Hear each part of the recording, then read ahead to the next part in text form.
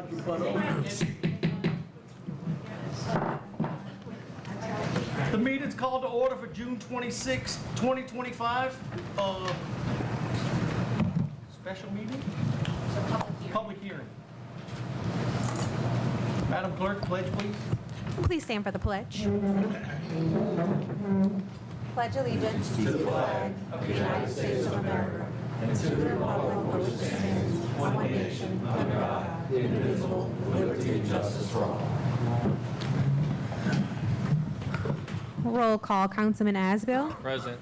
Councilman Buddy. Present. Councilman Chatelain. Present. Councilman Johnston. Present. Councilman Ricks. Present. Mayor Baudier is absent. Police Chief LaPree is absent. Fire Chief St. Cyr is absent. Finance Director Todd Turnion. Present. City Attorney Scott Stansberry. Present. Myself, Carrie Eustace Clerk, is present. And this is the public hearing to consider and vote on levying additional or increased millage rates without further voter approval or adopting the adjusted millage rates after reassessment and rolling forward to rates not to exceed the prior year's maximum. The estimated amount of tax revenues to be collected in the next year from the increased millage is $2,388,153, and the amount of increase in taxes attributable to the millage increase is $94,398.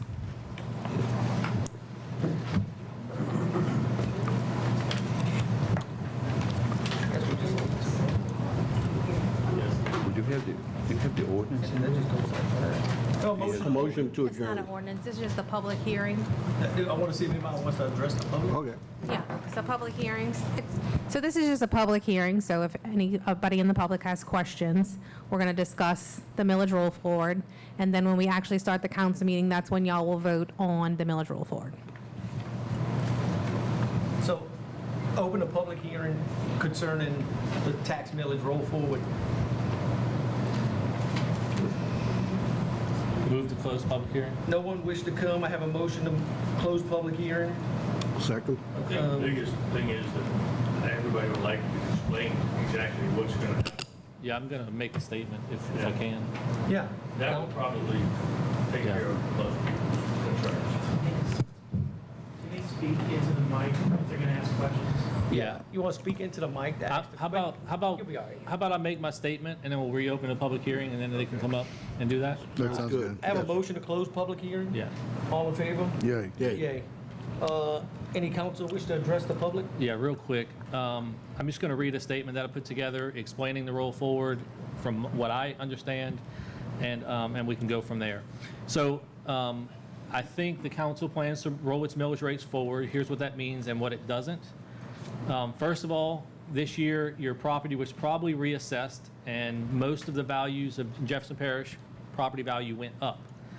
So normally, when your property values would go up, the tax rates would go down so that the city would remain revenue neutral. However, the city has an option after having a public hearing to what they call roll those rates forward. And what that means is we would keep the same tax rate rather than reducing our tax rate so that we would collect more revenue. And that's called rolling it forward. So it's going to be a small increase in revenue based on the same millage rate as we've collected in the past. So why do we do that and how does it help us? So it helps the city keep up with rising costs. So your property values went up. We all know that costs around everywhere are going up. So it helps the city keep up with rising costs. It would avoid cuts to city services or deferring maintenance. And it would allow us just to reinvest the millage that has been approved in the past into the city. It's not a new tax or really a millage increase. It's just collecting the millage that we're allowed to collect that the voters voted in whenever it was.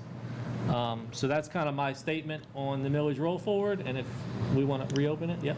Can I just get you to clarify something for the public too? Sure.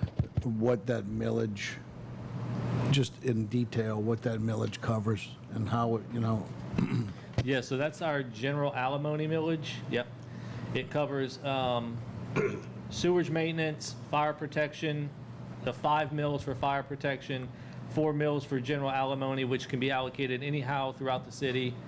Well, it's actually closer to 8 mills general alimony. a 5 mills for police, and then a 3 mills for sewage construction and maintenance, totaling 21.93 mills. In addition to millages, this does not affect any sales tax that you're paying. All of that remains the same, and that's steady throughout. And what it means is that rather than we'll collect another $94-ish thousand this year based on property tax assessments. I'd like to add to that. Happy for any council members to correct me if I got something No, wrong. I think you got everything correct, but I would like to add to it. The millage increase is just shy of 4% of additional revenue to the city. And that's adjusted every 4 years. It averages out to about 1% per year, but in the 4-year period, it accumulates to a 4% increase, just shy. During that same 4-year period, we have all seen 20% plus inflation. So the city's purchasing power is really shrinking here. We have more money to the tune of 4% for these dedicated sources, but we have less purchasing power. So we're going to get less going forward in terms of real purchasing power because we're not keeping up with inflation. So that's, again, the reason we're rolling millages forward. I'm a property taxpayer like everybody else here. I was pleasantly surprised when the millage increase was only 4%. The assessor looked favorably on property owners. So that's all I wanted to add to it. Move to reopen the public hearing. I got a motion to open public hearing. Can I get a second? Second. Second. Anybody wish to come off a public hearing? Come on up. I just explained something.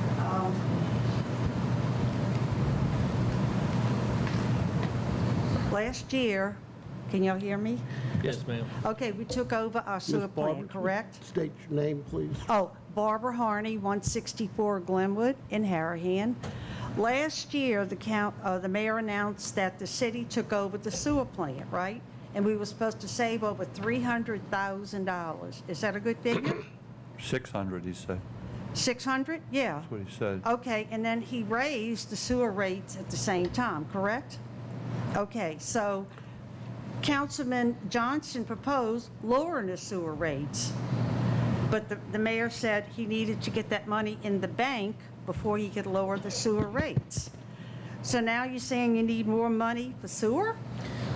When are we going to get a lower rate? He said this year he would lower the sewer rates. Yeah, so last month, the council received a sewer rate study that was conducted by a third-party, an auditor of some sort regarding the sewer rates for state grants. And they said that our sewer rates were right on par currently with where they need to be for us to maintain and sustainability for our sewer system and infrastructure. So we're going to raise? I don't foresee, and I would not be in favor of, at this point, a sewer rate reduction if we're right on par with where we need to be to maintain. And I know it hurts, but as citizens, and like Mr. Buddy, I'm a tax-paying citizen as well, I want to pay for good service so that my toilets flush when they're supposed to flush. And so I don't mind paying what I need to pay. I know what you're saying, Yeah. because we don't want to be like New Orleans. We don't want to be like New Orleans. No, and infrastructure is deteriorating, but I thought we could look for a sewer rate this year. But of course, I don't know what the figures are on maintaining the sewer for Yeah. Jefferson Parish, and we have our own plant. Yeah, so the sewer rate study was published at our last meeting. So I would recommend getting a hold of that.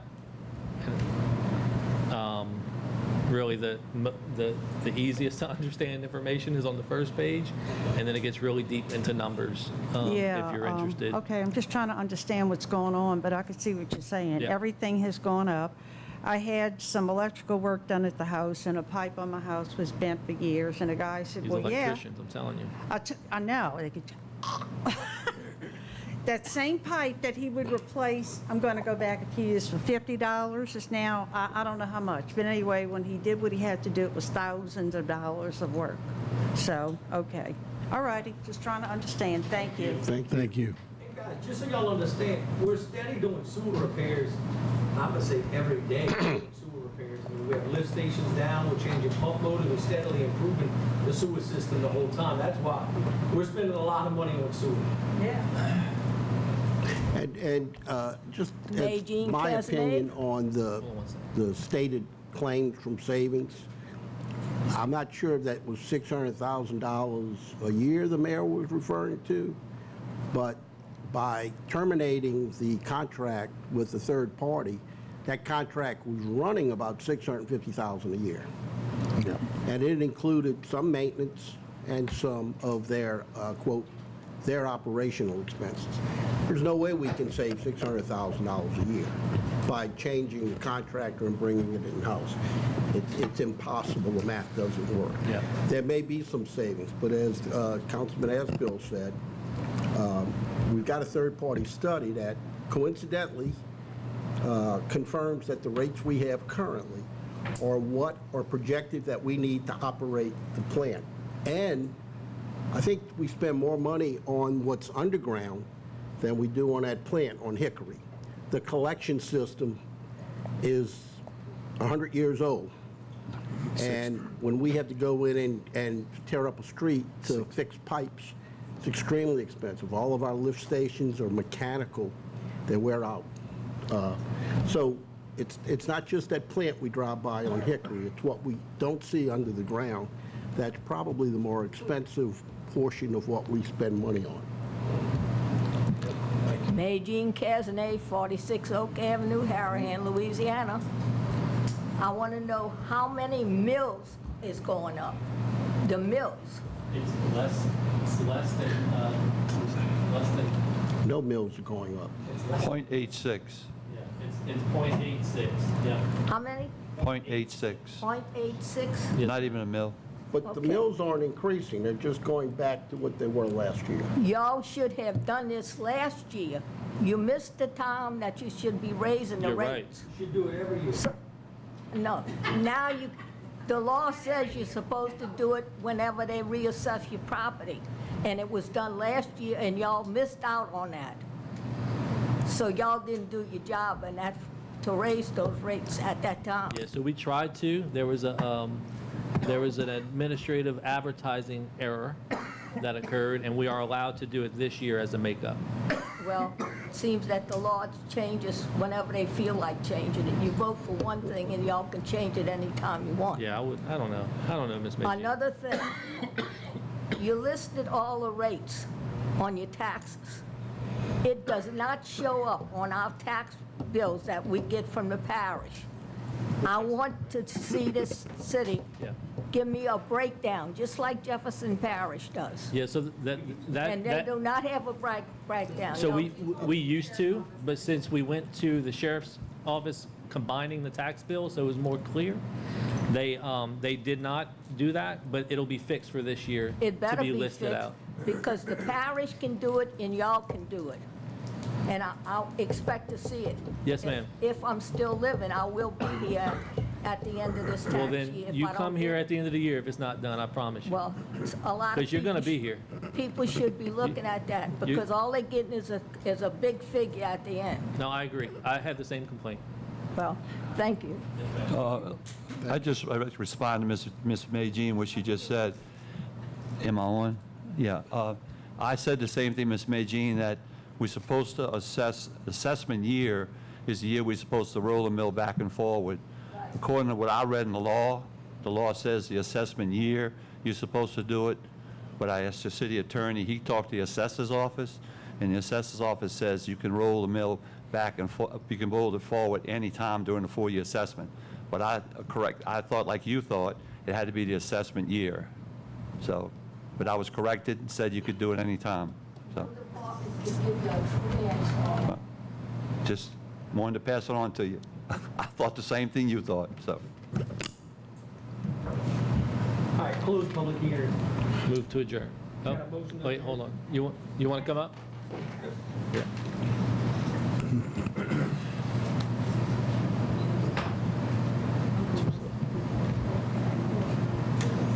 Eileen Hagedorn, 7216 Windsor.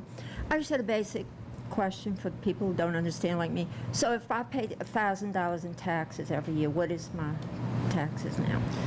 It's going to go up. I'm sorry, what was the What is your house question? assessed If at? I pay $1,000 in taxes in Harahan a year, how is this going to affect my taxes? You pay Harahan $1,000?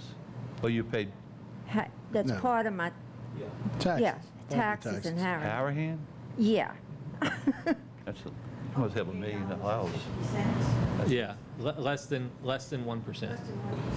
Okay, so if you pay $1,000, it's 10? You can pay 11, it's a rough guess. No. Yeah. No. No. No. No, you're going to pay Yeah. $8.60 more. Okay, Yeah. I just, Very. Yeah. in layman's terms. Yeah, no, I just had to figure it out. Yeah.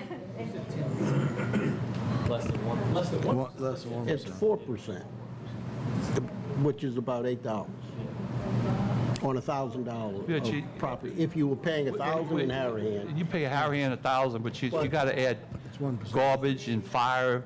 The millage is 1%, different, less you know, than you might, 1%. you know, you pay so much on that, so you 4%. can't. Yeah, but you might pay Jefferson Parish $1,000, but you pay, Yeah. you live on Windsor Court? so, Pay Harahan $1,000? so, you know, I want to make a point that of that, Sounds like we need to reassess Mr. Johnson. Well, my house is worth as much as yours. My house is about a third of what your No, house is. probably I live in a yours- little house. I'm poor. Yours is frozen for a few years, ours isn't. I'm poor. That might be I the want to problem. make, I want to make another point that that rate doesn't, that quote 4%, just under 4% increase doesn't apply to everybody's house. It's a That's, 1% increase. well, You it's keep about, saying 4%. It's less than 1%. it's 0.86. $90,000 on, But it's 0.86%. I don't want you to scare everybody and tell them 4%. Well, It's not 4%. I'm just clarifying that for everyone. It's 0.86. It's not even Okay. 1%, yeah. Uh, Overall, it's, but he keeps saying 4% It might be increase. 4%. 4% overall, it's 4% of additional revenue to the city. right. And it's going to be a 4% increase in overall revenue to the city every year for the next 4 years. Yes, but that's not the impact on the individual property. Right. Correct. I don't know how you get .86 either, but part of that $94,000 coming into the city is not just taxes on everybody who lived here last year, it's taxes on the new construction. Or if somebody renovated their house. So some people are paying tax to the city in that $94,000, didn't pay it last year. There was no tax on a lot, on Colonial or de minimis. So the impact on the individuals is going to vary based upon what the assessor did when he assessed each of our properties. But it's going to be less than that cumulative, I think, 4%. It's going to cost you about $32 more a year. $1,000? Yeah. A house value, she's paying $1,000, I pay $250. Yeah. And I would say it's going to cost you about $8 more a year on the raise, so it's going to cost about $32. I'm poor. I live in a small house. Divided by. I've been living there 30 years. How long you been frozen on your assessment? I'm not. sure whether. You're not frozen on your assessment? Yeah, you got the senior citizen frozen. You better go Yeah, I've been frozen. frozen a couple of years. Yeah, a few years. I'm sure it's a good calculation, I'm I just would not sure. what move to factored adjourn. into that. Got a motion to adjourn? Second. Yes. Got a second? All in favor? Yeah. Yes, yay. Meeting adjourned. I was gonna say. Meeting called to order for June 26, 2025, Harahan City Council meeting. Madam Clerk? Please stand for the pledge.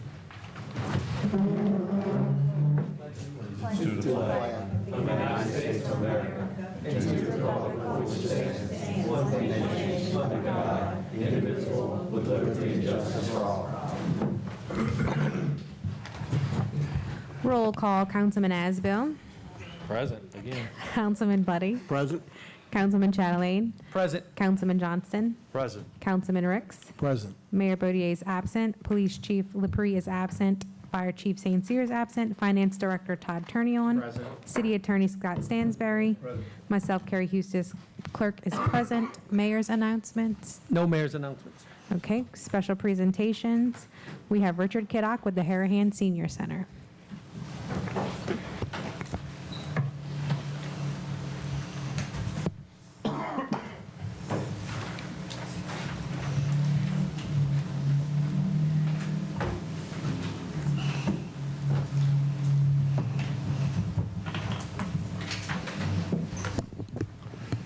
Richard Kiddock, 43 Berkeley Avenue, Harahan, Louisiana.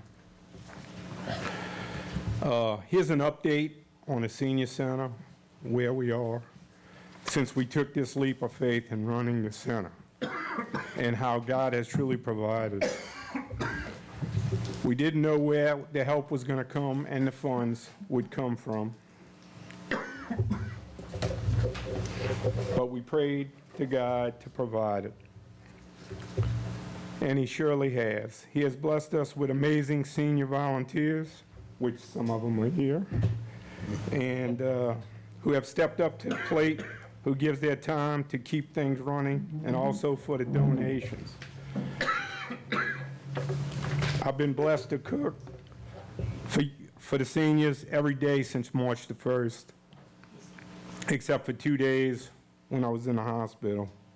We have served over 2,000 plates of food for the daily meals, breakfasts, free food fund Fridays, not to mention the tea parties and the birthday celebrations.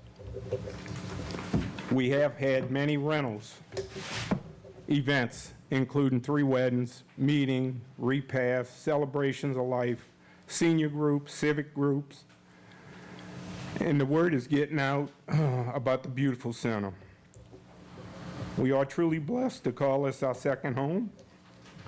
Spend time with such beautiful people, playing shuffleboard, art classes, exercise classes, card games, bingos, dominoes. And we have a hair cutter in there now. We're doing crochet, art, crafts. This is a center for all the seniors, and they have made it great. You can feel a peace and unity here and how we generally care for each another. And we need your help in providing us with a report on how much is being spent monthly and how much is left from the designated funds for the budget. I'd like to thank the mayor, the councilman, and everybody that helps. We are having Free Food Fund Friday tomorrow, and all of y'all are invited. Okay? Thank you. I also have a calendar here. I'm gonna give it to Carrie and let her make copies for all of y'all, but if y'all wanna just pass it down real quick, you can look at it.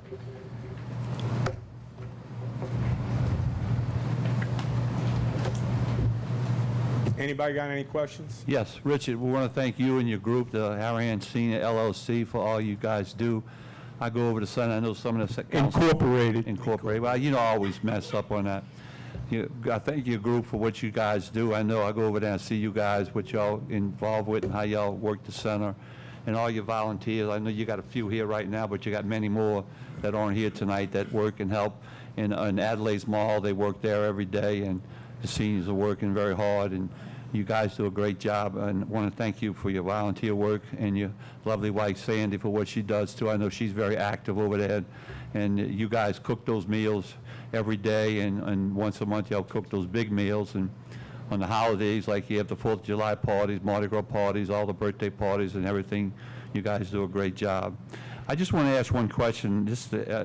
I know we've had issues with the renovation of the building. I know we had concerns about the roof leaking, and also about that front area where they redid it. And I know we had issues with that leaking, and I know they're back there now working on that. Could you give me a report on the renovation and the repairs, what has happened and what's going on with that? Okay. Al Corcell's company, who put the roof on, came out and did some repairs on it. Some of it was his fault, or his men's fault. Some of it was new stuff. He came out and he fixed it. We do have one leak still, and it's in Adelaide's.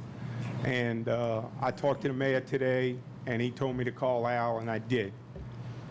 And Al's going to try to get out, he said he'd try to get out there today or tomorrow to look at it. And, you know, a roof leak, it can be leaking way over here and it just runs that way and that's where it leaks here, so. But they're coming back trying to find a leak, They're, so they're they're, working they're, on it. they're working on it. Yeah, they're working on Well, it. Al's taking care of business. He's taking Yeah, care of it. Al's taking care of it. As for the awning, they're still working on it. I'm not going to judge what's going on. I think y'all need to go look at it, and make y'all's opinion on what's going on. And, but they are working on it. They worked on it again today. So, and that's something else. We didn't know, well, I don't know, and since I'm in charge, you know, the city gave us so much money for the year for electricity and building maintenance. Is this coming out of our building maintenance? Because if so, we ain't got enough money to go to No, next month. no, that's renovation. Because I thought it was like warranty work. No, that's renovation, and that was put up through the renovation project program, and if they coming back to fix what they put up that wasn't correctly done, I would think, Mayor Pro Tem, that this is going to be covered by that. It should be under warranty. Now, that's, when the mayor comes back, we can ask the mayor on that, but that should not come out of your budget. Okay, well, you know, because when you start taking that out, No. It goes- Carrie did make, where she said it is no charge, whatever their repairs are right now. okay, Right. okay. Anything on renovation, as far as I'm concerned, and that's just one person opinion, I believe these gentlemen agree, you have a budget to run the center. You shouldn't have to worry about a roof leak, all that other, that's a building, that building's owned by the city. The city should maintain the building itself. You got electricity and all the other stuff you got to take care of, your overhead, that's got to handle that. That money you got, that's the budget for the senior center for years. We used to have a $38,000 budget for the senior center. That's what they maintain for the senior center to run that center. They had a bigger budget before when they had employees there. They don't have employees there anymore. You guys are the employees. You take care of the building. You pay yourself. You don't pay yourself. You run it free. I mean, No, no volunteer. You don't get any pay. Myself or anybody else You don't get gets any one pay. nickel. That's what I'm saying. You don't get any pay. So the city's not paying anybody to run that center. They're just paying to maintain the center. Okay. That's all we're paying. I was just asking Yeah. because, I have a quick, Can I? go ahead.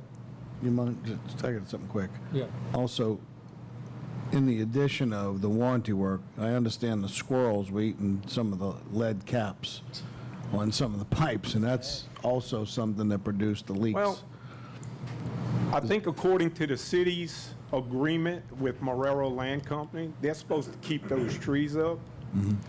And they really need to be attended to because we're going to end up with a branch through the roof. Even with our agreement, even if the squirrels ate the lead jacks, our agreement's the roof, like we maintain the roof. Yeah, but I'm For just the city, saying, so I'm saying that's not gonna go. I was to just y'all. trying But I do know to- they did say, yeah, some of the lead jacks. I were was used by letting the squirrels, public yes. know that some of those things came from squirrels. And Yes. the mayor indicated that he was going to reimburse Mr. Purcell for those Yeah. things Lead like jacks. that cap, which wasn't the result of a warranty claim. Right. Right, well, But that's it's what I gonna be said. a Some of rather- it, he a said, minor was amount, and warranted, I'm some of sure it that- wasn't. I'm sure And, the council will budget to take care of that. Okay. Todd, along the lines of information to the management of the senior center, is the accounting department set up to give them some detailed cost and revenue? How's the revenue from the rentals that's now going through Harahan Senior Center, Inc.? All of that goes through Harahan. Everything since March the 1st has been on us. Okay, so Now, what you need from the city is just cost. we would just like to know, sort of like, Utilities. you know, we have the budget of $40,000. How much have we spent? Yeah, maybe it could be quarterly or whatever, just, They should give a report. we got to prepare for it at the end. I agree, you should be getting a quarter, you should be getting a monthly report. every month on your budget, And what you'll you have to have be able in to- your line items. You'll have to be able to separate items such as these repairs to the extent, you know, it's anything, even if it totals $1,000, you got to break that out separately from the cost that the senior center, Inc. group is looking at $40,000 to cover. But you got that covered? Yes, that's a simple request, so we can get that information. Mike will So get you something. I do have a question about ahead. the revenues.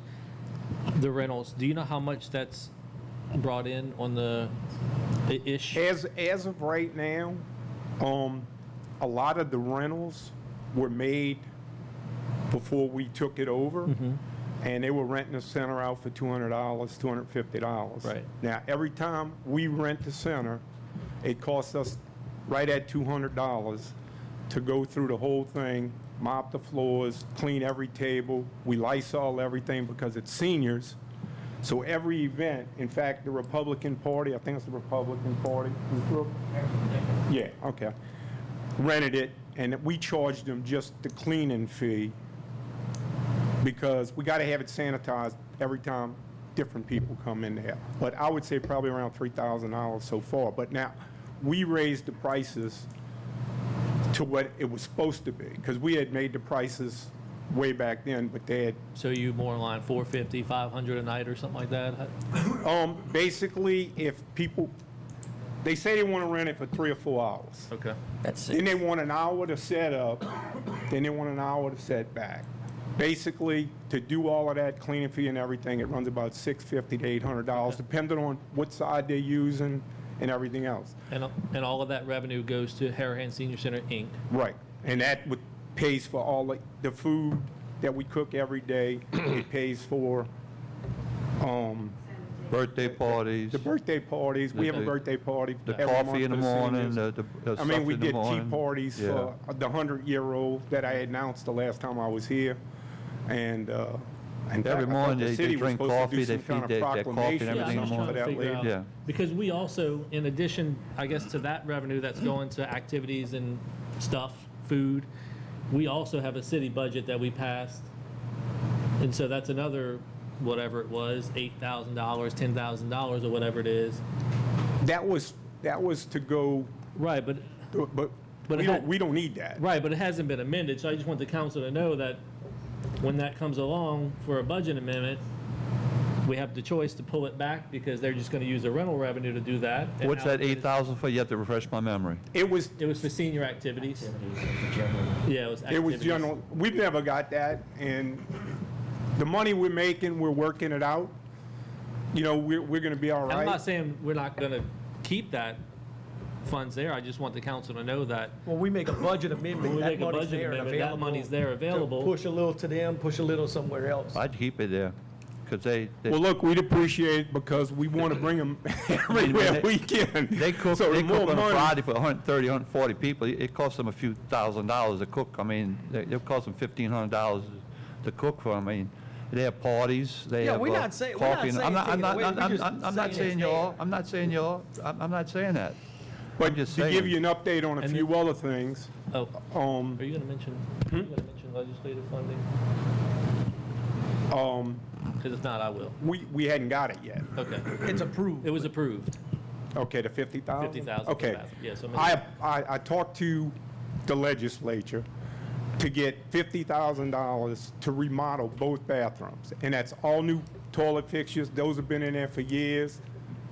And we're steady cleaning, pumping them. Elderly people like to use a lot of paper.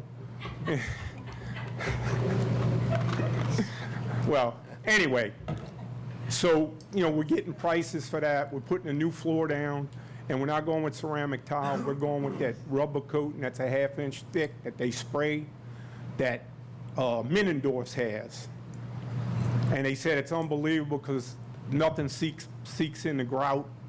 And, you know, we're dealing with elderly people, so, you know, we do have accidents. And so anyway, I talked to them, and they had said that they would put it up. And what we're going to do is we're going to have all the prices. And I think they're going to give it to the city to pay the people that we have to do the work.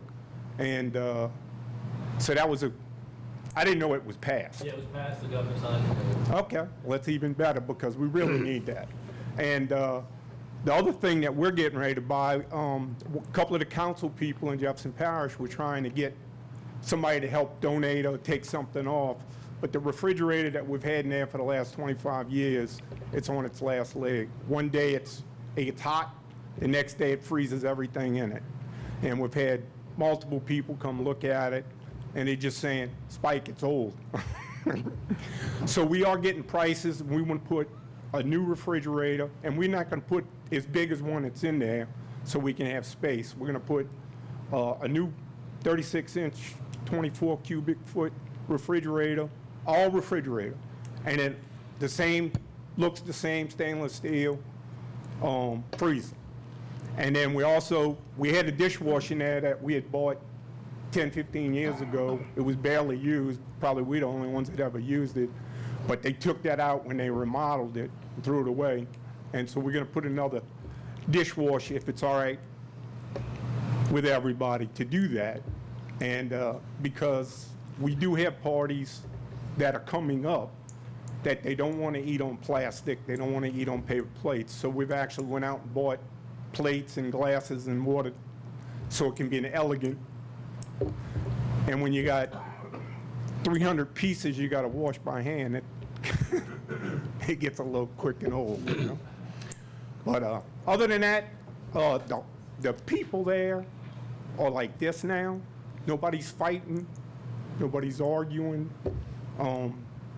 And like I said, we average probably, I'm gonna say the least amount of people that come into the senior center, probably 25, probably more than that, to 50. And on our Free Food Fun Friday, a bunch of y'all have been there, we average about 120 people. And tomorrow is our Free Food Fun Friday, and we average, well, we have 120 there, but anybody that comes, we're gonna put them in. So y'all are welcome. A couple of y'all have been there and helped and served and ate, and we'd appreciate if you get involved. Yep. Thank you, Mike, sir. before you go, I'd like to repeat, but I won't repeat everything Paul said about how much we appreciate what you and the other volunteers do. It makes a huge difference for the seniors. And the other thing, just a general comment, at $650, that senior center rental rate is the best bargain in town. So when the word gets out, you're going to be booking that place pretty darn frequently. Well, we're trying. Like I Yeah. said, we had That's a bargain. a repass with about 125 people. And one of the only real problem we have is everybody that rents it, except for those people, they said, we're going to drink.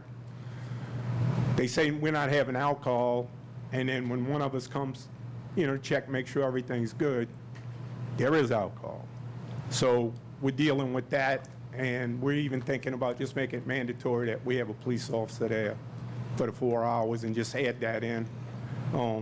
But the board's got to vote on that, so. Yeah. Anything else I can Thank you do? again. Thank you. and Thank you. I the think Tim's volunteers. got some. What?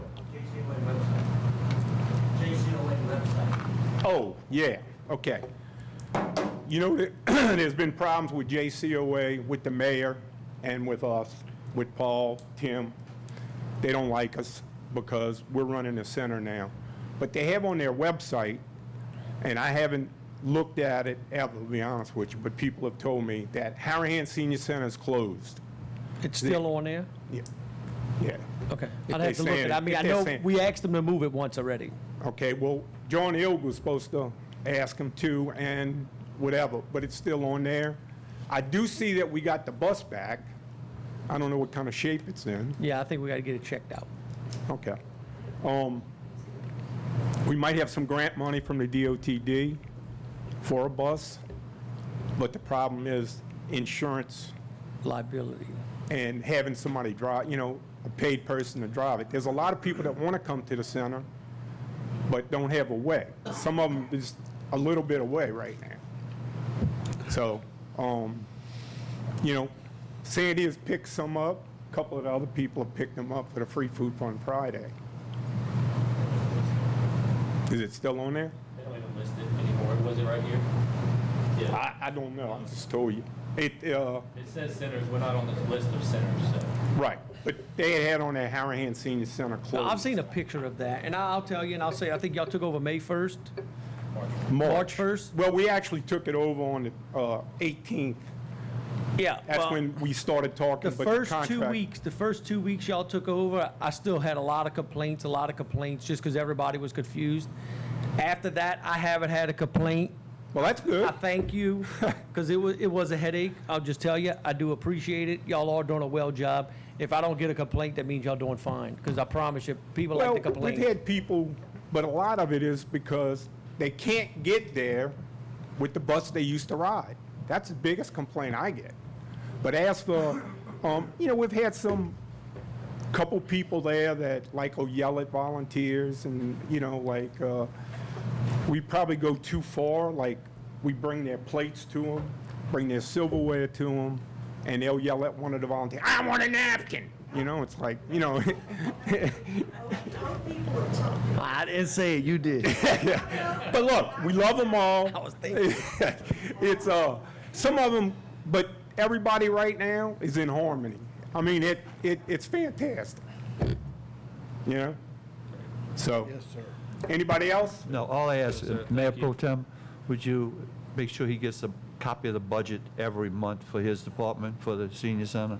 Now, we just bought a computer. Maybe we could do it Please. monthly or quarterly, or, I mean. Give him monthly, so he can see what he's got. I think quarterly would be good if that's easier, but whatever y'all want to do. Yeah, we'll discuss it. And I don't understand what he did. man, I forgot what I was going to say. But anyway, I don't want to keep y'all up too much. Yeah, I gotta go And home, I'm she sorry. got the calendar. That's for July. Oh. And what I'll start doing is bringing one to Kerry, and you can issue them out and put it on the website. Tim had said he would do, so we'll go from there. Thank y'all. Thank you, sir. Thank you. Thank you. Appreciate you.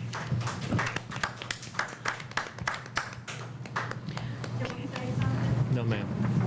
Good. At the end, All We right. got to move on. Let's go.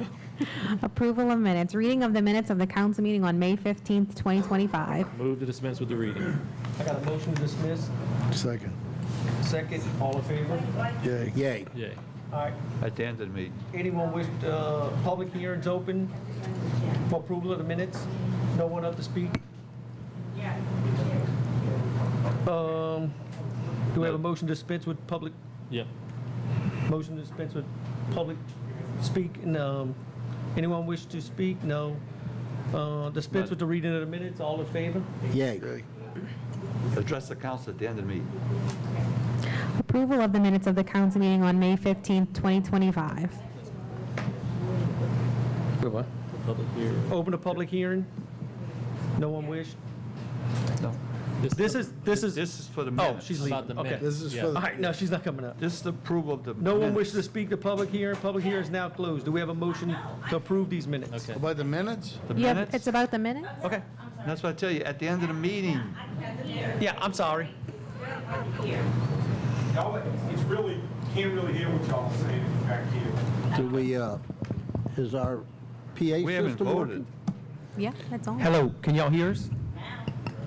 Let me pull this closer. Do we have a motion to approve the minutes? Motion. Yay. Motion by Councilman Asbill, seconded Second. by Councilman Ricks. All in favor? Yay. Yay. 5 yeas, no nays. Okay, reading of, Motion passed. reading of the minutes of the council meeting on June 19th, 2025. Public hearing now open for the reading of the minutes. No one wishes to speak. Do we have a motion to dispense with the minutes? Motion. We got a motion from Councilman Asbill, second by Councilman Ricks. All in favor? Yay.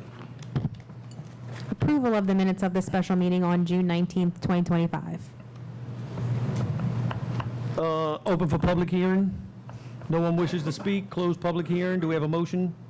Motion to, Close public hearing. Motion. Got a motion from Councilman Buddy, second by Councilman Ricks. Councilman Ricks. All in favor? yay. Yay.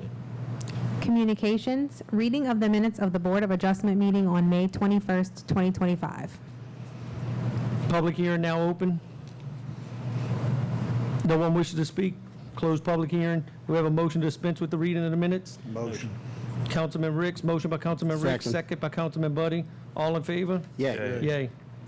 Approval of the minutes of the Board of Adjustment meeting on May 21st, 2025. Open a public hearing. No one wishes to speak. Close public hearing. Do we have a motion to approve the minutes? Motion. Motion by Councilman Buddy, seconded by Councilman Asbill. All in favor? Yay. Yay. 5 yeas, no nays. Okay, we have resolutions. Proposed resolution number 2025-11. The following resolution was offered by Councilman Chatelain, a resolution to adopt the 2025 adjusted millage rates.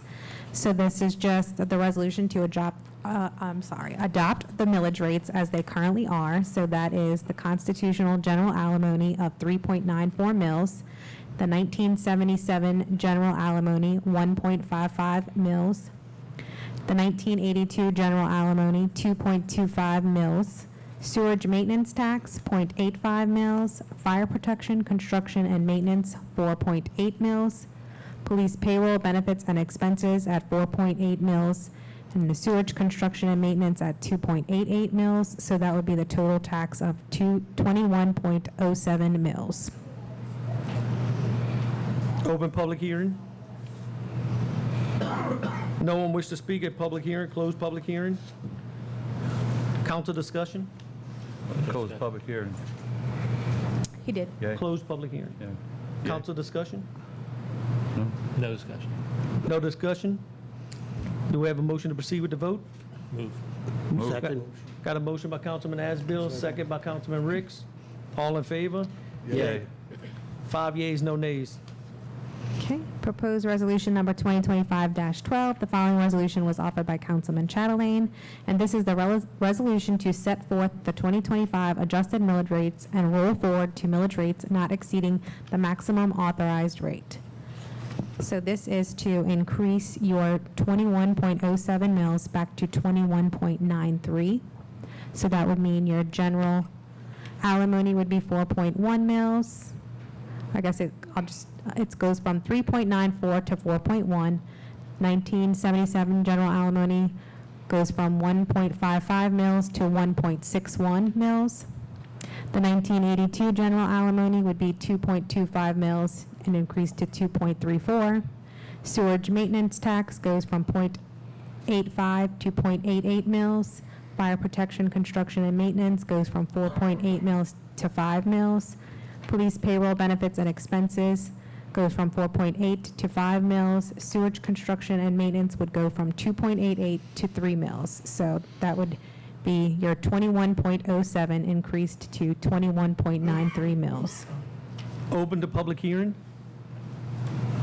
No one wish to speak, close public hearing. On the millage, you want to speak on the millage? Okay. All right, close public hearing. Well, then come on up. Council discussion. Yeah, I just want to say, I'm voting against this.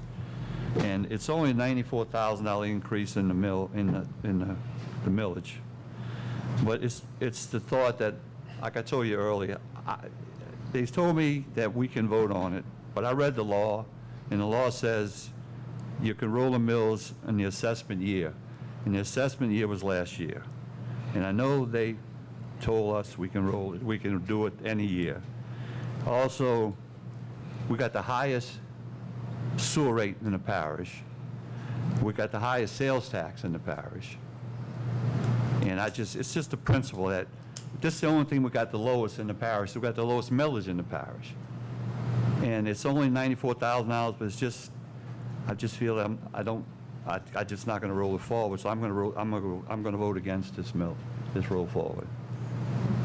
So just want to let you know. Councilman Buddy? No comment. I think we talked Councilman Riggs? earlier. The only thing that I would add to Paul's comments is I do understand his concerns, and, like anything else, we have a lot of increases, but at the same time, this sewer system was left untouched for a very long time, and it is still in disarray. It's getting much better, but there are a lot of improvements. I mean, it's like buying an old house. If you don't keep up with it for all the years past, it comes back to bite you in the end. So we have to pay the cost right now to get it back to standards, which I think everybody would appreciate when it's finished. If we don't keep up with it, it's going to continue to get worse. That's all I I got. would like to add a comment that we're having a hard time keeping policemen because of the current trend that all of our neighboring police departments are giving large raises to policemen. We need to compete with that market, and we are not fully staffed. We haven't been able to hire the number of policemen we're trying to.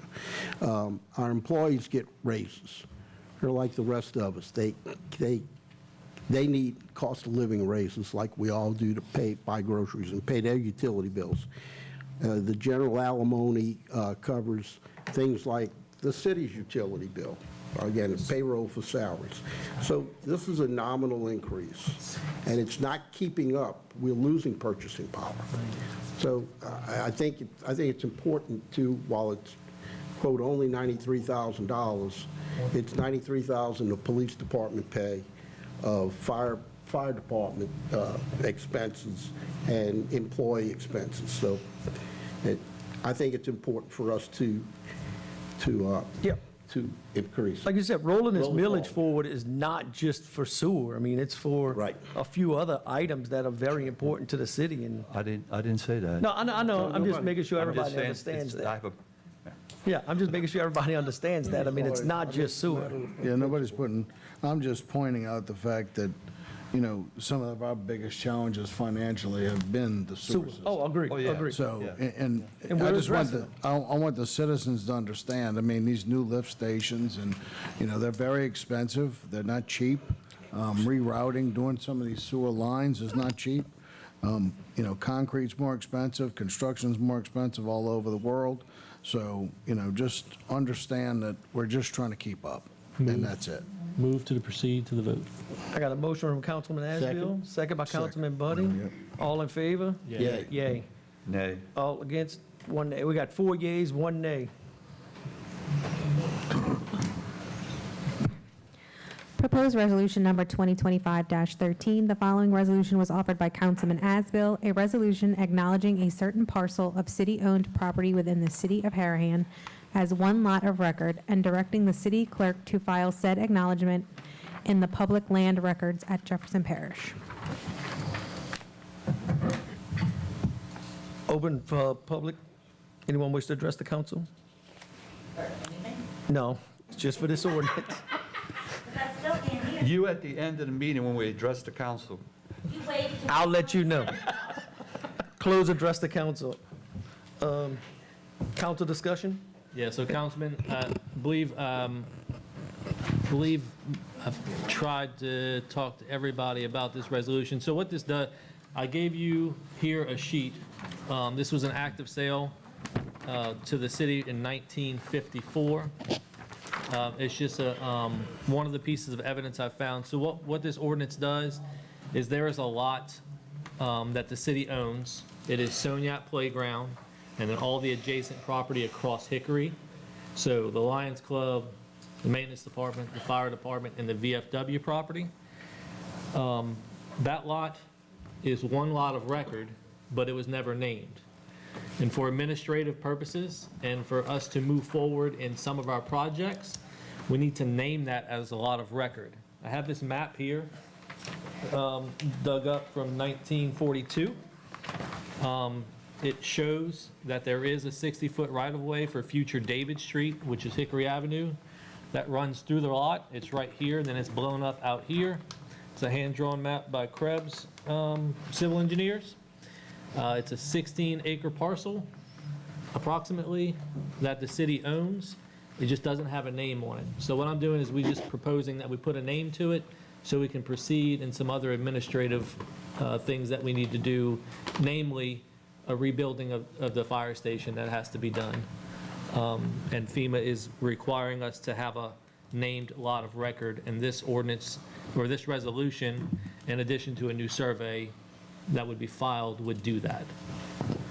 Happy to answer any questions for it. Spent a couple months researching it with the city clerk and Mr. Boudreau to get down to some information on it. I'd like to say that I appreciate you calling me when you called, because when I saw this, I didn't know what the heck was going on. Yeah. And this is a request by FEMA, and we need to do this to take care of the firehouse and get the fire station built. So That's right. I'm all in favor of it. Thank you. Thank you. Councilman Buddy? No, Jason explained it all to me in a phone call earlier in the week, and as I told him, and I'll say it again, I want to thank you for the work you put in this. It's above and beyond the the work of a councilman, and it's going to help facilitate the construction of a new fire station that, we've been working on as a city for over 3 years now. So thank you, Jason. No Appreciate problem. it very No much. problem. Councilman Ricks? Again, Jason, thank you for doing the work, and No that's problem. about all I got to say on that. Yeah. Guys, as I'll say, Councilman Asbill saved the city money because we would have hired the engineer, they would have hired a survey company, the clerk, Councilman Asbill, they probably saved the city $5,000 by taking care of this on their own, and we greatly appreciate it. Got a motion from Councilman, got a motion from Councilman Asbill, second from Councilman Ricks, all in favor? Did you open for a public hearing? We already did. Already done. Got it. You want to reopen? No, I just, no. All right, all in favor? Yeah, Yay. Yay. 5 yeas, no nays. Thank you, Council. Passes. Ordinances for approval. Proposed ordinance 2025-3. The following ordinance was proposed by Councilman Asbill and seconded by Councilman I'll second it. Ricks. An ordinance to enact Article 7 of Chapter 46 of the Harahan Code of Ordinances to be titled Mobile Food Vendors to establish permitting, operational regulations, fees, and enforcement procedures for mobile food vendors operating within the city of Harahan.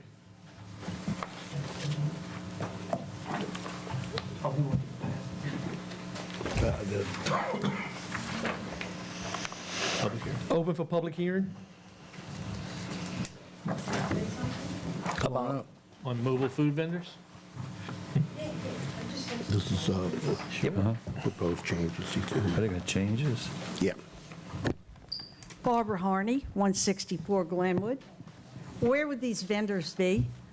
We don't want to trash our city. You know what I'm saying? Where would they be? Completely agree. So right now, we don't have any regulations regarding mobile food vendors. This is putting in regulations. And they would have to be on private property, and they'd have to get a permit to do it. Private property, And there's- like a commercial lot? Commercial lot, there's special event permits for things. I could see special events. And there's limited on how many permits. We're adding in an amendment, or I'm adding in an amendment tonight that there's limited on how many permits that they'd be able to get per year and how long they can stay and all that good stuff. Yeah, because we don't want to bring too many in here. No, I could see if you have a big I agree. fair, This then they is to- hit the road. This is to regulate it to make sure, one, we don't have too many. They don't stay, parked on the side of the Permanently. road forever. And to make sure they're paying their taxes and permit fees and all that stuff too, because right now But there's if they nothing. would be established on a commercial lot, they could stay there. No. No? There's a Temporary. limit, it's all temporary, yes. Okay, thank you. Yes, ma'am. I'd like to ask a question. Sure. Carol Barker, LaGreco, 101 West Imperial Drive.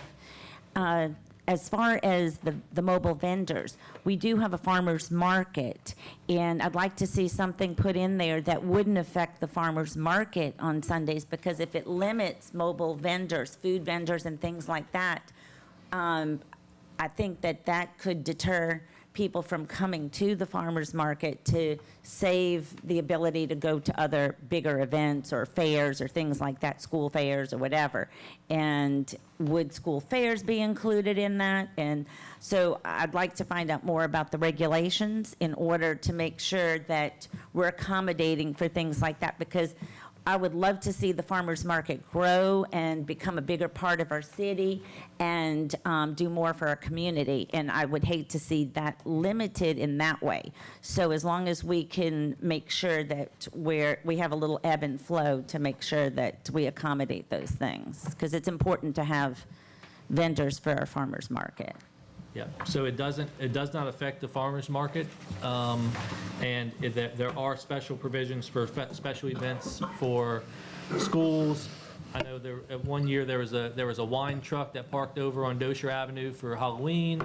All of those are special events. The music fest that we have once a year, they can get special event permits for those, and to even to use public property for those purposes for special events and whatnot, so. Well, I think that you have to understand the reason I believe that Jason wrote the ordinance is to put laws and regulations in effect to stop these people from traveling through our city and taking away from the other vendors who actually pay to stay in our city.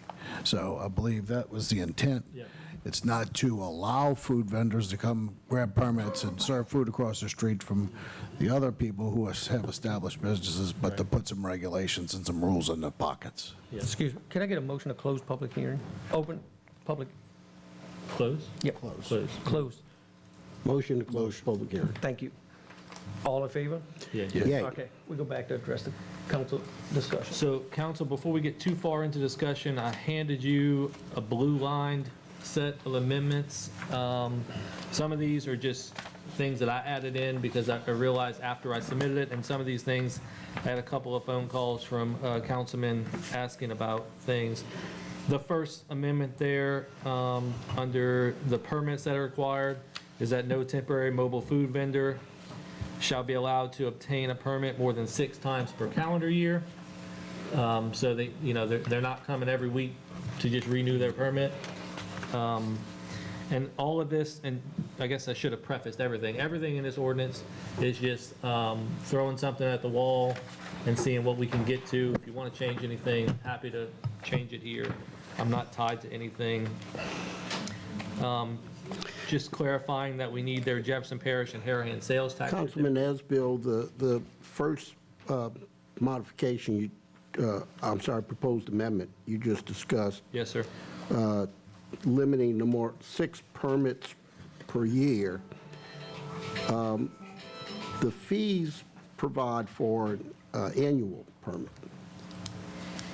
So I don't know if the intent is to limit an annual permit, but you can only set up 6 times a year. we might want to just Clear that up. Clarify that. clarify that some kind of way, because, Yeah. And we're basically trying to save our brick and mortar businesses as well. and also, Concern. from a practical matter, if we're limiting it to 6 times per year, a one-day permit's only $50, so it'd be $300 if a vendor came and bought Yeah. a single permit. So we may want to eliminate the annual permit entirely. Okay. Yep. No, I think you're right. So one of the concerns that I had, well, Councilman Johnson pointed out to me that I hadn't thought Excuse about, me. Jason, Ladies? when Excuse me. when you and I discussed hear it, y'all.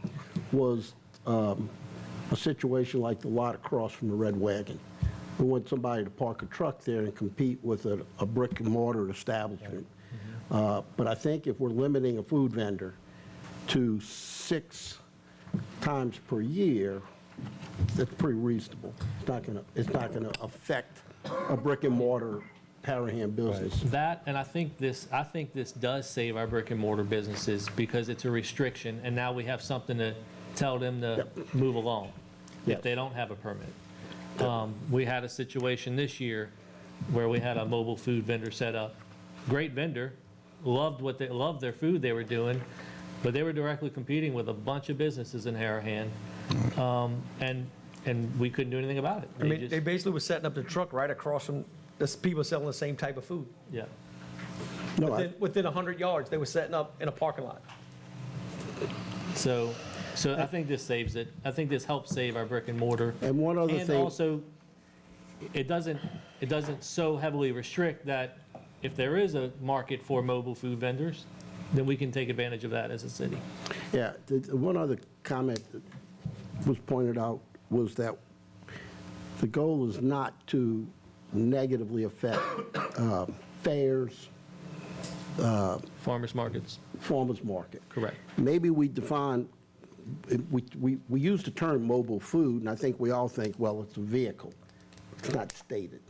So we might say this is somebody with a trailer, mobile kitchen, Yeah, it says that. a wheeled vehicle. It says that in the. Oh, does it? In the definitions. So mobile food vendor means any person or entity that prepares and sells food or beverages from a movable vehicle or cart, including trucks, trailers, or other mobile facilities. Yeah, it's perfectly clear. Thank you. I overlooked it. Yes, sir. So that takes care of it. This not affecting the food, the vendors that we have at these events. Correct. Okay. So, My main concern was what you just said, brick and mortar. If somebody parked like that house, that lot across the street from Red Wagon, it's vacant. Suppose they want to rent that for $500 a month, put a a food truck on there. They can't do that. So you're saying they can They only, can't. 6 times a year, they can put For a, 7 days maximum. so you see, that changes my vote, because I was going to vote against. I'm not in favor of food trucks being allowed to go around when you got bricks and mortar, people pay electric bill, and people and Taxes, paying property rent and taxes, taxes everything and all else. that stuff. Yeah. I wasn't in favor of that. Well, like It's I in here. said, But In the ordinance, they have to I have it. don't think it was intended to encourage food trucks. So- Right. It's encouraged, he's trying to eliminate our problem with enforcing the law against food vendors to protect the brick and mortar. And also, Councilman, I think you might be able to interpret this that I could get 6 7-day permits. You could. So just we all understand that, because we're selling a 7-day permit, and you're saying 6 events, so Correct. that would be a permitted event. Correct. So 6 weeks out of a year, maximum. Right. But I'll tell y'all right now, we had food trucks, I know for a fact, we've had food trucks who set up here in Harahan, and I guarantee they sold $30,000 worth of food in 10 hours, period. And the city got nothing. There's no benefit. There to was this. nothing, the city benefited zero, and they were selling seafood. VFW, in the parking lot. And the city got nothing out of it. So So, what in the- Councilman Asbill has done here also, to get a permit, you have to show that you've got a Jefferson Parish sales tax certificate. So while it's a cash business, they've got a sales tax issue with the parish. So there's some pressure on them to collect and remit sales tax. And a portion of that comes back to Harahan. So it's a well-thought-out provision, provides us more protection certainly than we have now. Yes, so I gave you a set of amendments. I'm not going to go through all of them. I will say there will be one additional amendment, and that would be to, in section where it talks about the fees, is to strike the entire line for letter B for the annual permit fee of $400, and re-letter those, and I'll send a clean copy to the clerk to do that. what And- number is that, Jason? Oh, I'm sorry. Page that's 109. Line Line 109. 109 on page Okay. 2. And then the other biggest change that I just thought about this morning and added in there was that there was no way to, it has enforcement, but it wasn't included in our Harahan Regulatory Court to enforce this section regarding business licenses. So I added that Harahan Regulatory Court has jurisdiction over Chapter 46 for licenses and taxation and business regulations. And I would move to approve the amendments if there's none other. So how, you want to move to approve them as per this blue line? Well, I want to move the amendments first. So move to approve the amendments. Okay? Can I get a motion to move Wait, to before approve? we do that, Motion. just a procedural issue. How do we strike line 109 in this process? So we want to move to approve it as amended, including striking of line 109? I would move to approve the set of amendments that I gave you in addition to striking 109. I have a, Just need a second, yeah. I'm good. I have a motion from Councilman Asbill to move to approve amendments as blue-lined with the removal of line 109. I have a motion from Councilman Asbill, a second from Councilman Ricks. All in favor? Yeah. Yay. Yay. 5 yeas, no nays for the amendment. And I move to approve as amended. But I guess we need to reopen public hearing, maybe? Yeah. Yep. Reopen We have a with it? motion to open public hearing. Public hearing is now open on food truck vending ordinance number 2025-3. Move to close. No one would like to speak? Move to close public hearing. All in favor of, do we want to have another council discussion? No. No. All in favor of approving amendment 2025-3 as amended? Yeah. Yay. 5 Yay. yeas, no nays. Thank you, council. Proposed ordinance number 2025-4. The following ordinance was proposed by Councilman Asbill and seconded by Councilman, who would like that one? Second. Chatelain, an ordinance to amend Chapter 2, Article 3, Section 2-134 of the Harahan Code of Ordinances to establish the position of Deputy Municipal Clerk. Open public hearing?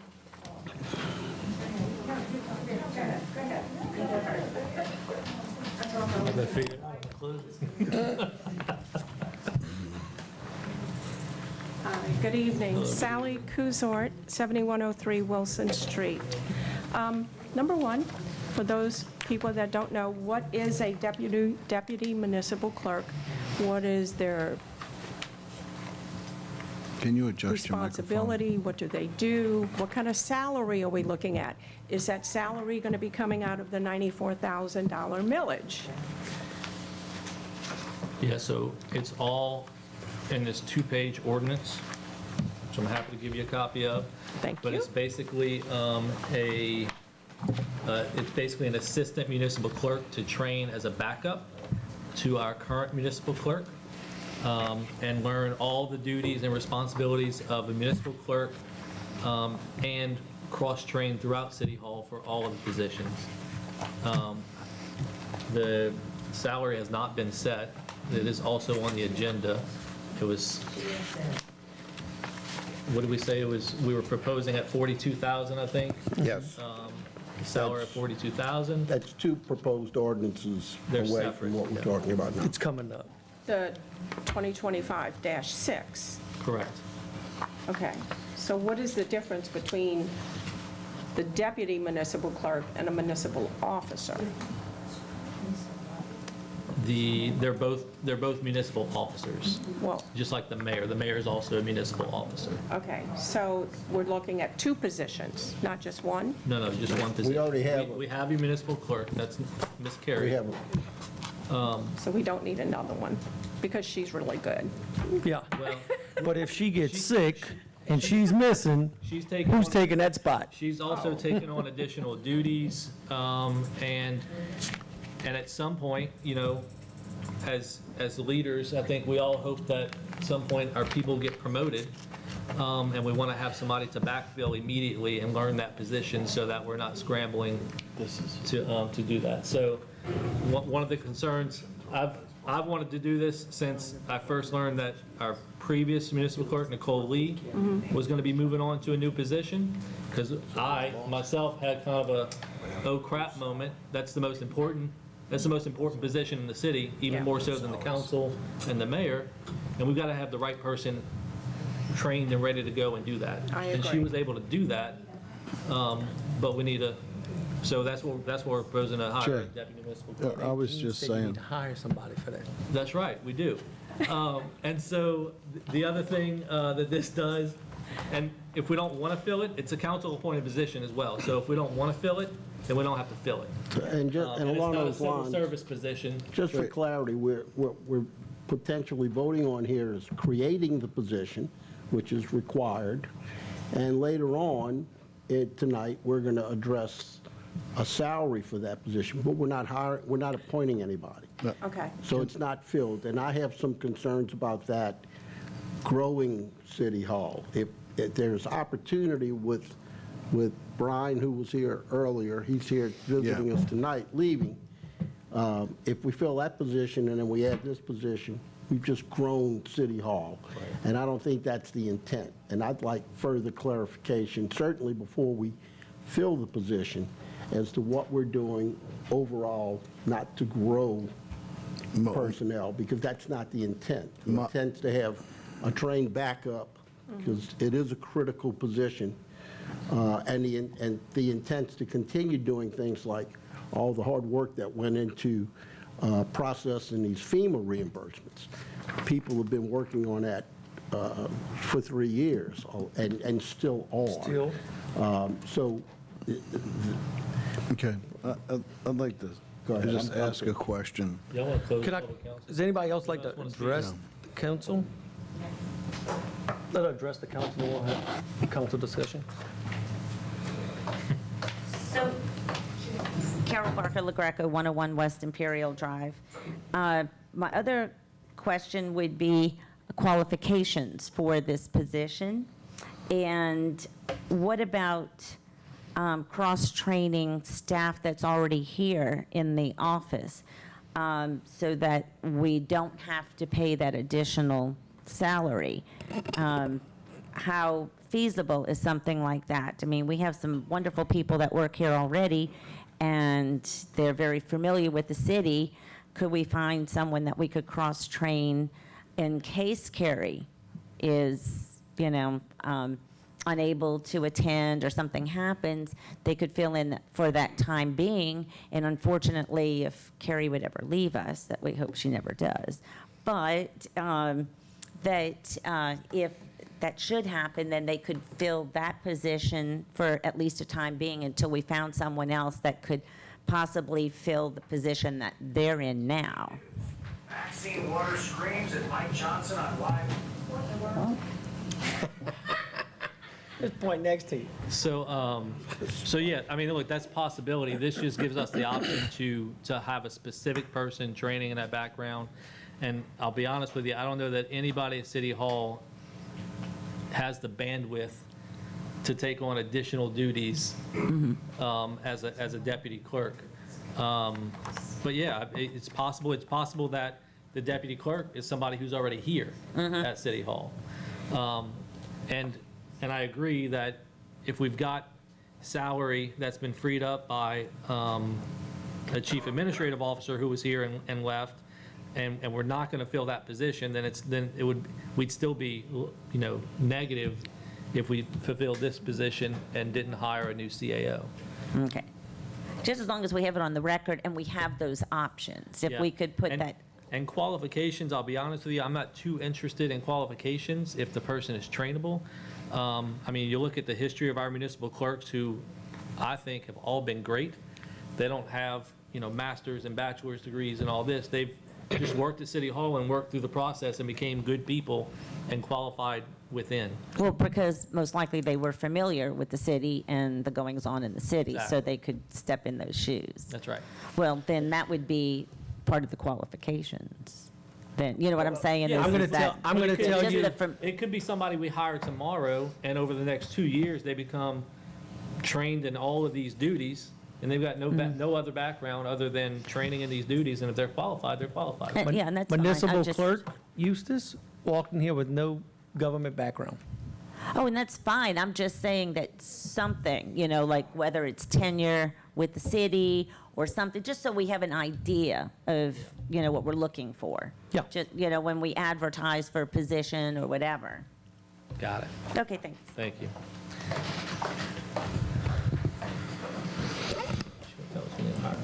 Close. Boom.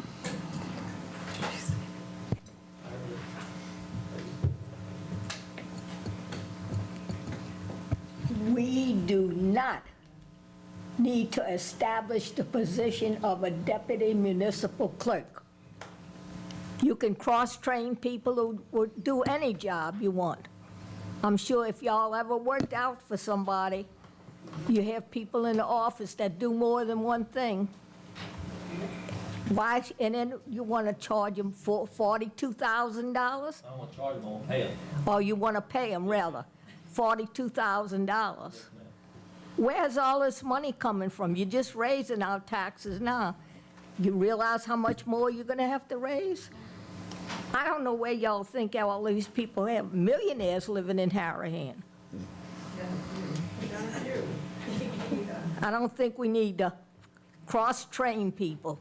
That's what you need, not to hire new people. Thank you. Thank you. Anyone else wish to address the council? Get a motion to close, address the council? Motion. All in favor? Yeah. Good.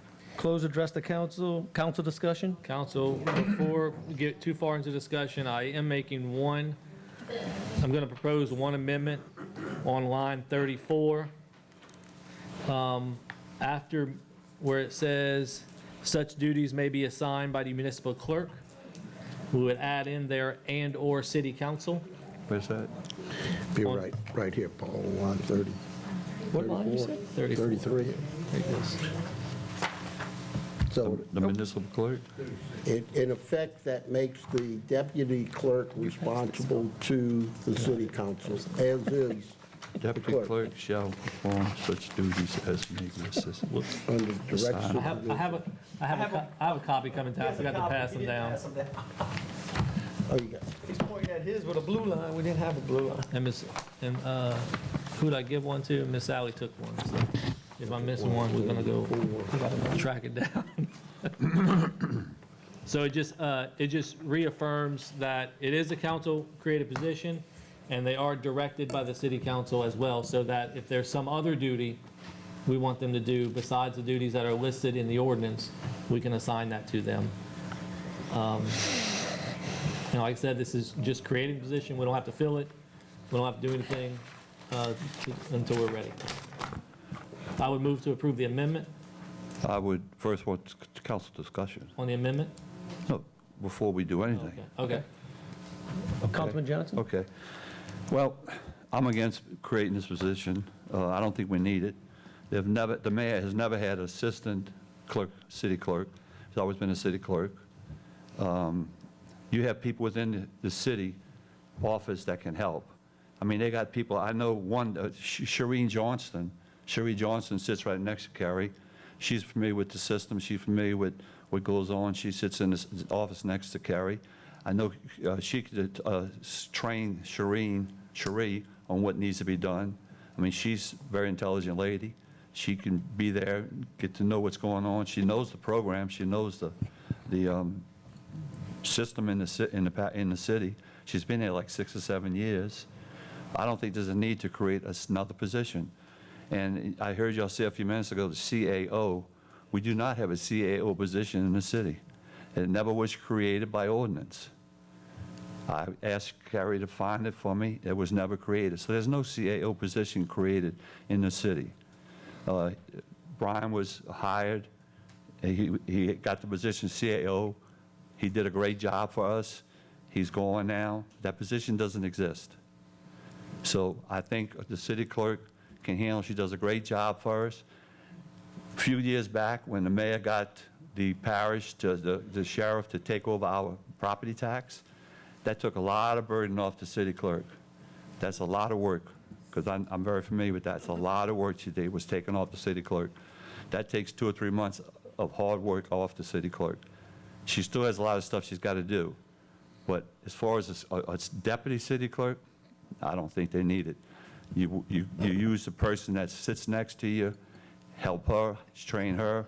I think Sheree Johnson knows a lot what's going on, and she has no relation of mine. We're not related. She just happens to have the same last name. No relation. But she's a very intelligent lady. She knows the system. I'm repeating myself, but I'm not in favor of creating a new position. That's all. Thank you. I just want to address 2 points that you made. One is that the CAO is not a defined position within the city, but neither is the finance clerk or the regulatory clerk or the court clerk. But we budget for it, and so if it's in the budget, then the mayor can hire and fire as he needs to. One thing you also mentioned regarding property tax collection, I would not be opposed if we do fill this position down the line, because that costs us money to have the sheriff collect our property taxes. I would not be opposed to bringing that back in-house and putting that back on the 2 positions to have it done. In fact, I would expect that. What is the cost for the parish?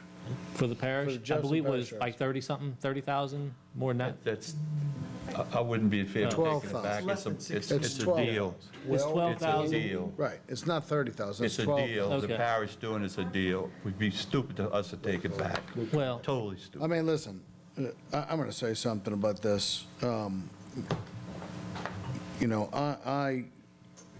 have, I run a business, a very successful business, and I think that, like Paul said, this, and Ms. Magine, I can appreciate what you're saying.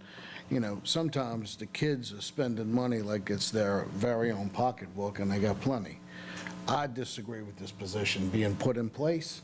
I don't think the tax burden, it's hard enough with all the things that are happening across the United States for, everybody. I think that the people deserve a break. I don't think that we need to burden them with another $42,000 tax.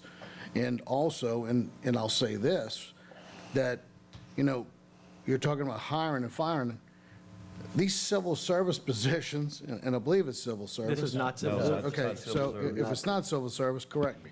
But, you know, it's not so easy for us to just hire and fire. All employees at City Hall except the clerk are at-will employees, and the clerk is an at-will employee as to the council. I think we need to have systems in place in the event of any one of our people, have a training session where these people can be trained, cross-trained, whatever it is. I have multiple people. I have, you know, I think 24, 25 people. I have multiple people cross-trained. I agree with everybody here. You know, I don't think that creating a position in the way of, you know, if something happens is a good idea. So, guys, I'm going to speak, and this isn't a position in a way of if something happens. So basically, I'm going to go ahead and say it. We lost Brian Wallace. He worked with us for the last 5 years. This city brought in $10 million. Brian Wallace helped with that. We lost him. He's no longer an employee at the city. We're going to try to put a lot of these burdens on the municipal clerk and someone else. So we bring in an assistant clerk. They're going to be able to work together.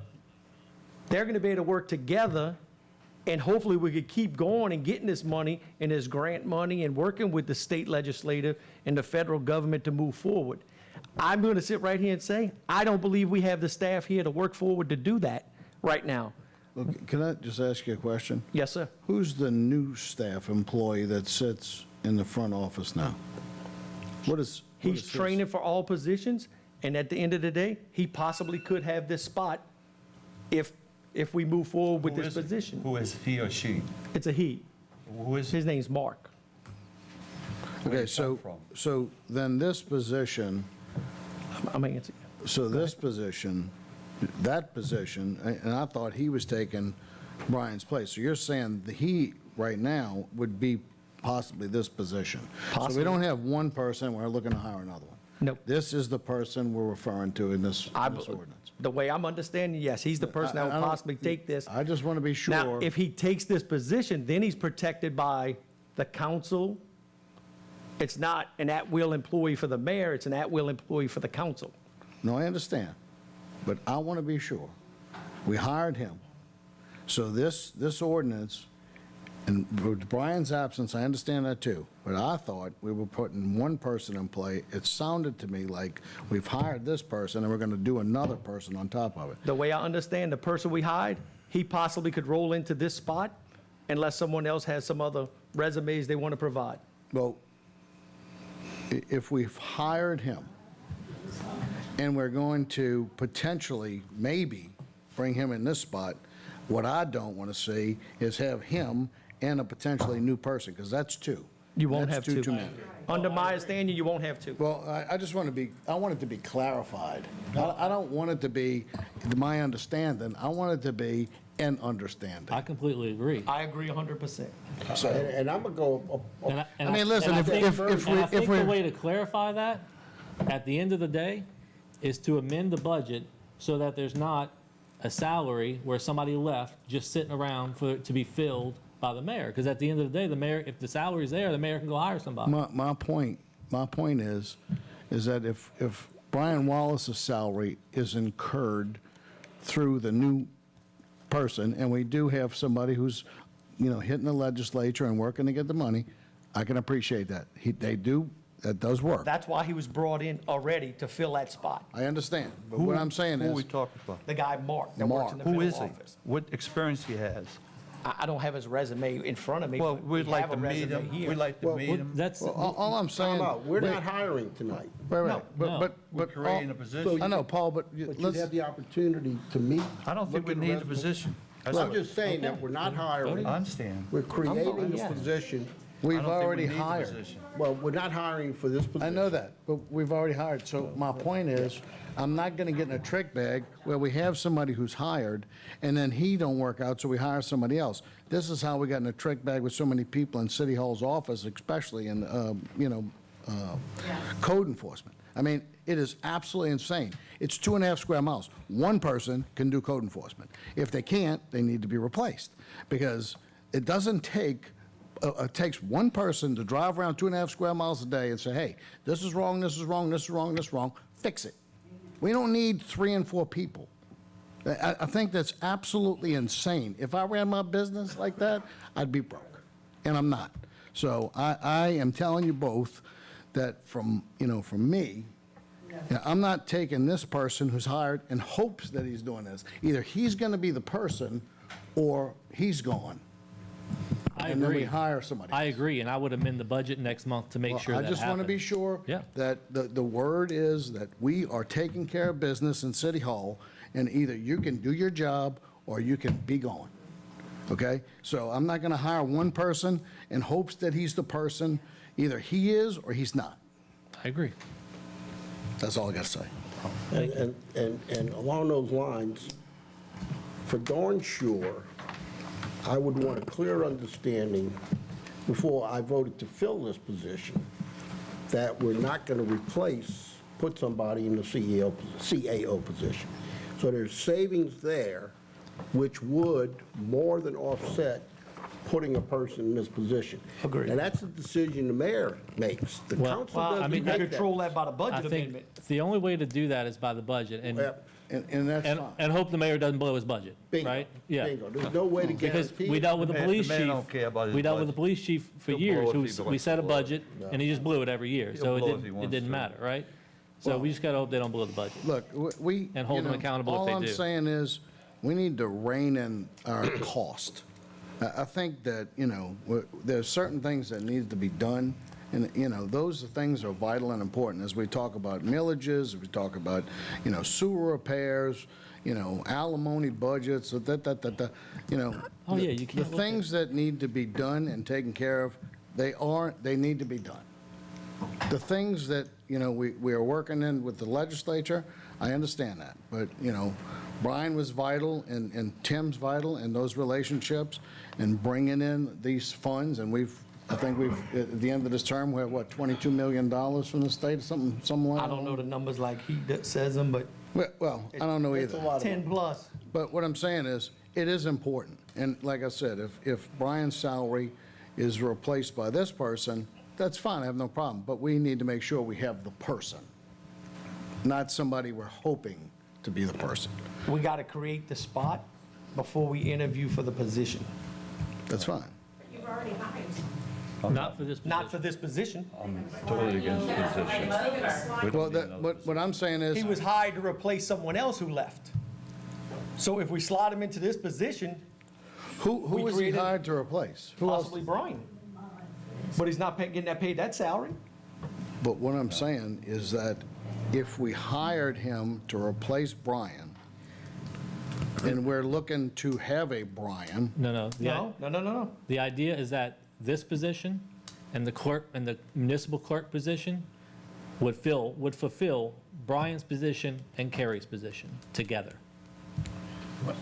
How much did he make? 84,000, I believe, okay, right?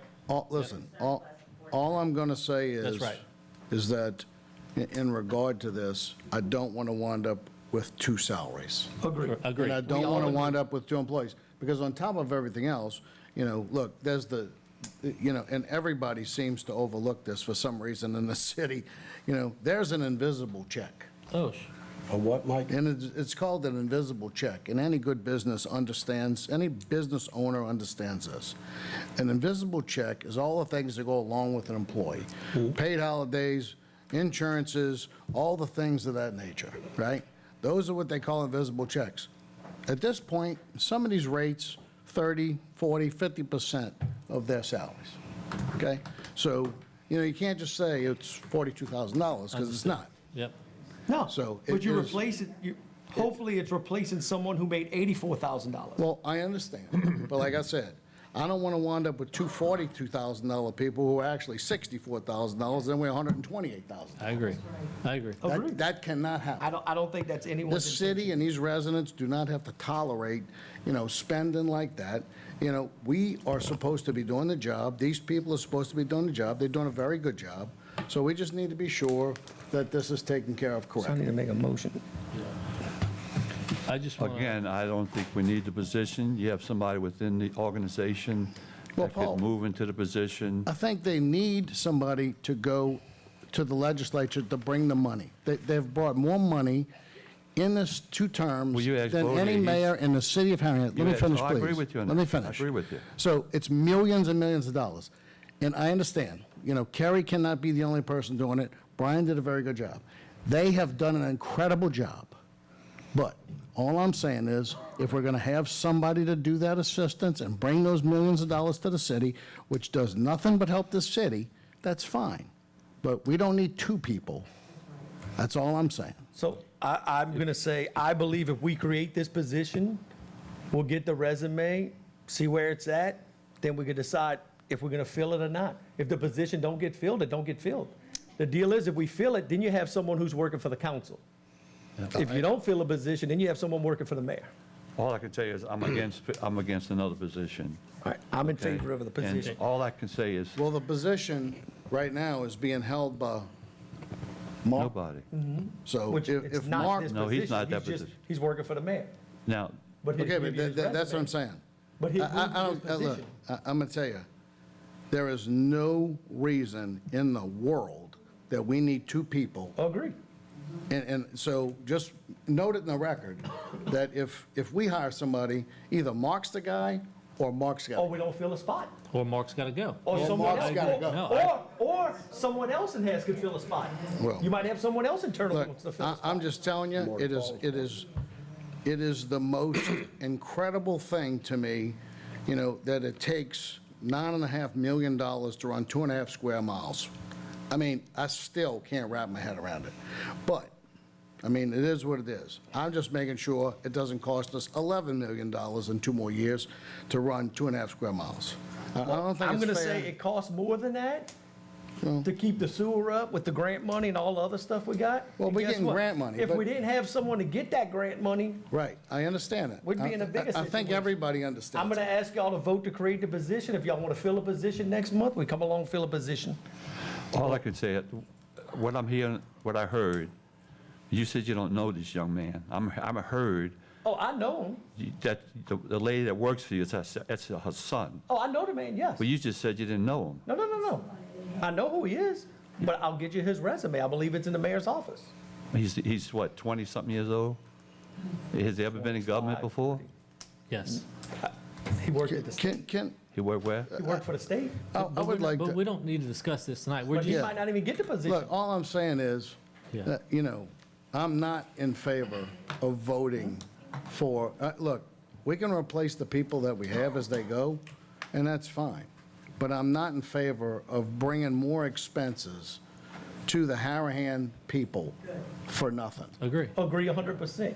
You lost somebody who made almost 90,000, you're gonna replace him with somebody who makes 45. I agree, but like I said, I don't want to have It's a 2 no-brainer guys to for me. 45,000 and then they're invisible checks, which is going to take us over to 128 Gs. Agree. Totally agree with you. So what is this young man making? So I would move to make an amendment. 40,000, I guess. Guys, can we just keep it on the ordinance? Yes. I'd like to comment before your motion Okay. that I think there's some merit to have an assistant deputy. As long as, and if we decide to fill it, my vote to fill that position would be based upon the fact that it does not increase the overall cost to the city from where we were 3 months ago. Agree. And I'm also going to look at the resume of the people applying for the job so we get the best person. Because we've had people that didn't have clerk duties. Carrie's still going to class now, 4.5, 5 years later. She's almost certified. But she'll do a week a year of training regardless. So I can vote for this. I am not going to vote to fill the position if it increases the overall cost of the city. It's got to be a shuffling of duties, different personnel, no more money. Because I think we've got. I agree with you, Mr. Buddy. Yeah. Well, what you're saying is put it out for resumes, and what Councilman Ricks is saying is that if this young man don't get the job, because he's going to add a second salary, because you already got this young man working for us. So Councilor Rick says if this young man doesn't get the position, then he don't want to bring another salary in. So I think what Councilman Ricks is saying is that he don't want another salary, and I agree with him. So I don't want to create the position. Let me tell you this. I don't want the I don't position. want to increase, I don't want a one-for-one. I want to decrease our cost. I agree. That's And why and I want to increase our revenue through going to the state. So we need somebody sharp. We need somebody who stays on it. Brian was extremely well at doing that job. Yeah, but Brian's one in a million, and the mayor went with him. I mean, the mayor worked hard too. And you can't take away from Brian. I'm gonna say- Brian, you can't take away from the mayor. You know, the mayor. But you know what? Look, listen. The man's I mean, I got to head's give the gonna- mayor. You got a The man's mouthpiece. head's going to explode. Now, you know. I mean, I got to give the mayor. The mayor tells me he got the money. Council, I would, Guys, can we stay on track? I want to let's move, go. I want to move to amend this on line 34 to add the words "and/or city council" after municipal clerk. So can I get a motion to move? Second. I got a motion from Councilman I'll Asbill to second. amend it. I got a second one from Councilman Buddy to amend it. Do we have to open it up to the public? Can we open the public Yes. hearing? It's just on the amendment. Just on the amendment. Just on the amendment. Correct. Sally Kuzort, 7103 Wilson. You said that right now he's working for the mayor, That's not on the amendment. That's not even on the ordinance, to be honest with you. but what happens if the mayor decides that he doesn't want to give him up? Then what are you going to do? Just not hire We don't fill a anybody? position. Okay. We don't have to fill a Just wanna make position. sure. Our control is, Move to the close mayor public can hearing. make a lot of decisions Yeah, we know. and not listen to the council. Any mayor can. And that's how it's always been and always will be. But we can, our control, to the extent we have it, is through the budget process. So we've got a budget review process coming very soon, the earliest one Harahan's probably ever done. And we're going to be looking at amending some salary lines. And we're going to make some assumptions. And one of those assumptions might be that we delete the cost that was in there for the CAO, which is double this cost, and go forward with a budget that assumes we're going to have 44,000 plus invisible cost savings for the rest of the year and the year after and the year after. It's an invisible check, but Yeah, also. no, it's real. But It's also, burden. I would like to say, on top of this, is that, you know, as a business owner for many years, you know, planning is crucial. And what I would say is that, you know, budget planning for wage increases is also something we have to consider. And if we go, you know, if we can save some money and give wage increases to the people who are doing this every day, I think that It's is appreciated. very appreciated. And I appreciate everybody who works for the city. I think they all done a very good job. I just don't want to stretch our funds where we can't afford to do more for them. Carol Barker, LaGreca, 101 West Imperial Drive. Something that I would like to see added to the ordinance, if this is something that y'all plan on passing, is that I've always mentioned, as we do at the senior center, is we have a lot of volunteers. And there are so many very talented people in our community. And if we opened up opportunities for people to volunteer with the deputy clerk and things like that, that having committees, that people bring things to those people. It doesn't mean that they have a salaried job or anything, but we are a vital part of our community, and I think we could add to it.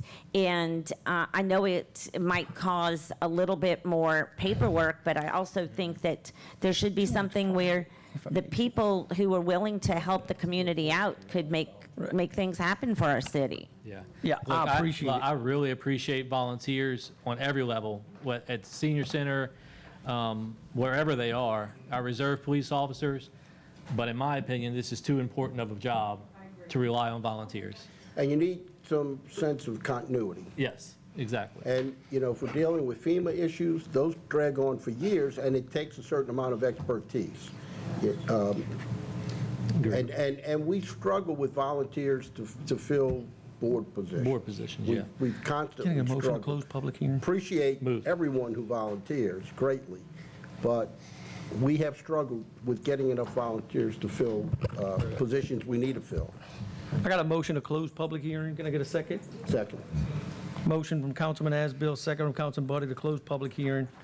So we're going to move forward and vote on the amendment? Move to pass the amendment. Move yes. to pass the amendment. Can I call for the vote? Second. Motion from Asbill, Second. second from Councilman Buddy. All in favor? Yay. Yay. Yay. Nay. 4 yeas, 1 nay. No, 2 nays 2 nays On the amendment? on amendment.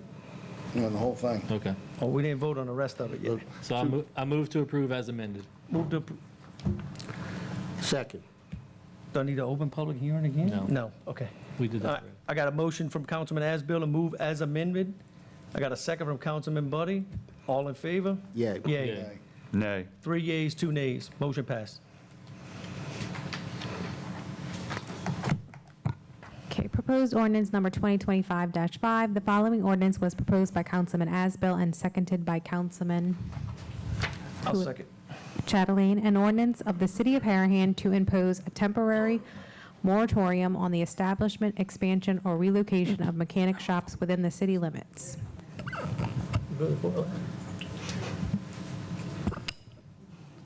Open for public hearing.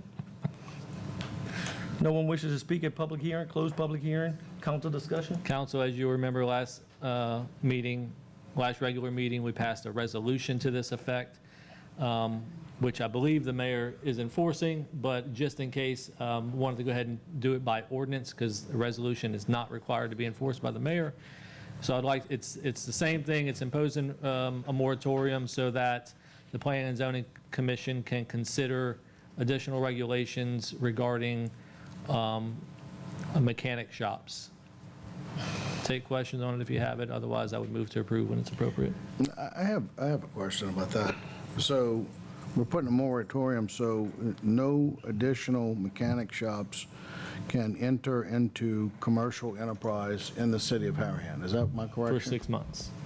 For what? For 6 months. Just for 6 months. It's a while they do 6 months. study. Temporary moratorium, yeah. And the moratorium is designed for? For the Planning and Zoning Commission to study and consider additional regulations regarding them. Okay. One of them would be facelifts on, and then also as far as how many we have in the city. Gotcha. The parking cars. All of Yeah, that. no, I understand that part. I just wanted to make sure that it wasn't a permanent moratorium. It's not a permanent, no, sir. Councilman Asbill, did you mark up any proposed changes from what the document that's in front of us today? No, I did not, because I thought that we were you had mentioned, what were we talking, the business primarily engaged in? Yeah. I just thought that taken in conjunction with the exemption, put it at 75%, but we can put something in it.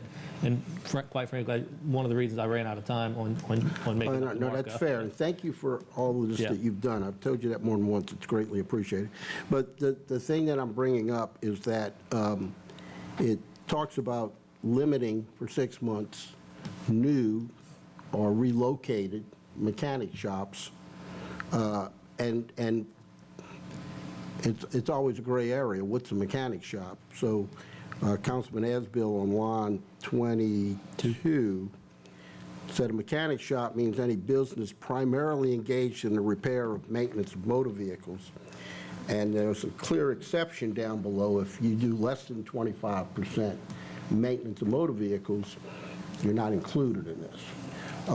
So my thought was, and we discussed briefly, defining primarily engaged as somebody who does more than 75% of their gross sales in the following. So I think the easy amendment there is on line 22, after the words primarily engaged, maybe just open parenthetical, defined as 75% or more, close parenthetical, Of gross sales. of gross sales. Okay. Yeah, I think that works, Councilman. I would move that amendment.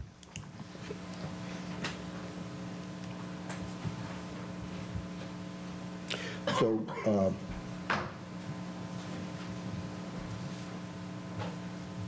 Move to open the public hearing on the amendment. Can we open public hearing on amendment to ordinance number 2025-5 to 75%. Defined as 75% or more of gross sales. And you're going to add that under section 4? No, It's line, line 22. after the words business primarily engaged, we would open parentheses, defined as 75% or more of gross sales from, Close parentheses. yeah, close parentheses. Come on up, Ms. Magine. You coming up? Open for public hearing on ordinance number 2025-5? Okay, we're still on 2025-5. All right, close public hearing. Council discussion on amendment. Move to amend? I'll second. Move to vote on, I have a motion from Councilman Asbill. Ms. Magine? I have a second by Councilman Buddy. She's waiting on the next one. She's getting a head start. Second by Councilman Buddy. Getting a head start. To approve as amended, the approved amendment. All in favor? Yeah, Yeah. Yay. Move to approve. 5 as yeas, amended. no nays. Move to approve as amended by Councilman Asbill, seconded by Councilman Ricks. I'll second. All in favor? yeah. Yay. Thank you, council. Proposed ordinance number 2025-6. The following ordinance was proposed by Councilman Asbill and seconded by Councilman Chatelain. An ordinance providing that the Harahan Municipal Code be supplemented to set the amount of compensation of the municipal officer of the City of Harahan as required by Louisiana Revised Statute 33:381A. Open for public hearing. Okay, Magine Cazenay, 46 Oak Avenue. Okay, what is the amount of compensation of the municipal officer of the city of Harahan? For the deputy clerk, $42,000. So that's another 42,000. So it's tied up to number 4 then. You wanted 42,000 for that job. This is the same job. It's the same job. This is the setting salary for that job. Well, anyway, I'm against $42,000. I'm against spending. So the last guy made 90, we're going to replace him with someone to make 42. Cross jobs. Thank you. Thank you. If people ever worked for somebody, you would know that you have to cross. Anyone else wish to address the council? Close address the council. Council discussion? I think I've said all my say. Me too, I'm against it. So. Okay. Move to approve. Got a motion from Councilman Asbill to approve the $42,000 for ordinance number 2025-6. I would like to say something beforehand. Go ahead. You know, I have said my piece, obviously, tonight several times, but, you know, I would like to say this, that I think that in that whole note of replacing Mr. Wallace and having this municipal deputy clerk salary, this needs to be defined. And we need to have an ordinance that defines both the mayor's clerk, as we call him today, and this clerk. So I think that it needs to be written in a way that is foolproof somehow, some way. did. No? No, we don't, because he's working for the mayor, you said, right now. So we just created a position. But, well, just let me finish. Yeah, what I'm asking. So we created a position, but at the same time, he has him working under his belt. So what I'm saying, and I think what everybody here is understanding and hearing, because they're not stupid, you know, that you got a $42,000 salary being paid now, and you're going to add another $42,000 salary in hopes that this guy is the guy that goes here. Is that correct? It is my intention next month at the July meeting, when we do a budget amendment, to pull back $84,000 from salaries or whatever the difference is Plus for. the burden. Yeah, Plus the plus the burden individual cost. for the mayor's department. So if you pull a funded from him, he has no way to keep that job open. Unless he blows his budget, and then we hold him accountable at the end of the year. That, my friend, seems to be, and that's one of the things I'm saying. You Guys, know, I'm going to go ahead and say it. We hired this guy to come in and take the place of someone we lost, to where he could train and start preparing for this spot. If you left that spot open, you have no one to do these job titles, and you're sitting here losing all this possibly money and the relationships that you already formed with the state. If you don't have anyone in that position, I'll tell you right now, I told the mayor to hire him. As soon as I heard Brian Wallace was leaving, I said, you need to hire somebody to take his place. Look, I don't disagree. All I'm saying is, somehow, in all this ordinance, we need to stay, and it needs to be stated somehow, I feel, that this position being created at a lower cost, plus this invisible check, is the only position that's going to be added to City Hall. I think we can do that in the ordinance, I believe, and I think that's what needs to be done. And I believe that's what Councilman Asbill plans on doing when he pulls the But, so I'm not going to vote for this in plans of that. I want it all together, So- is what I'm saying. The job title's created. If we could approve the money, then we could work on doing that. But if y'all don't want to approve the money, don't approve the money. I don't mind approving the money, but I just want to be But sure in the the money same that we note, approve the is council- not more being, it's like a Understand, we're double-edged not hiring sword. two people. But the council is the one who's going to hire this spot. So if that spot doesn't disappear, don't hire this spot. I mean, we the ones got to vote on this spot.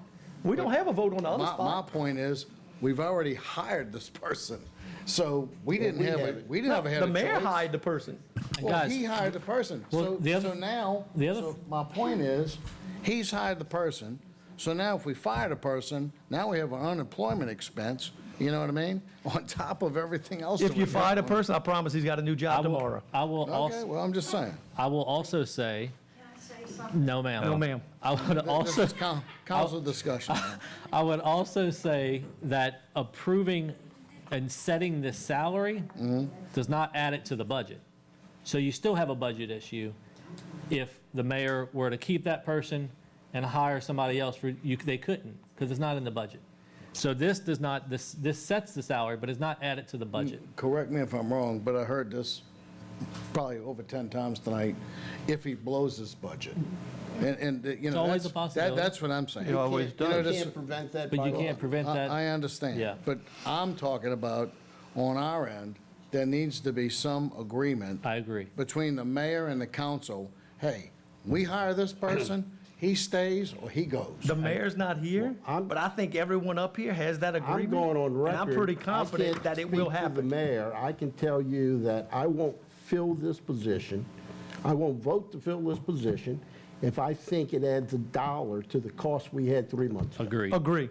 Now, that's me, and that's all I can control. So and that's I'm- me, you, us three, But I for think, sure. I think all five And of me. us are And saying the so same I'm in thing. for that. But I think there needs to be an understanding between him and us that you can't blow your budget. I can't guarantee him, he's not here.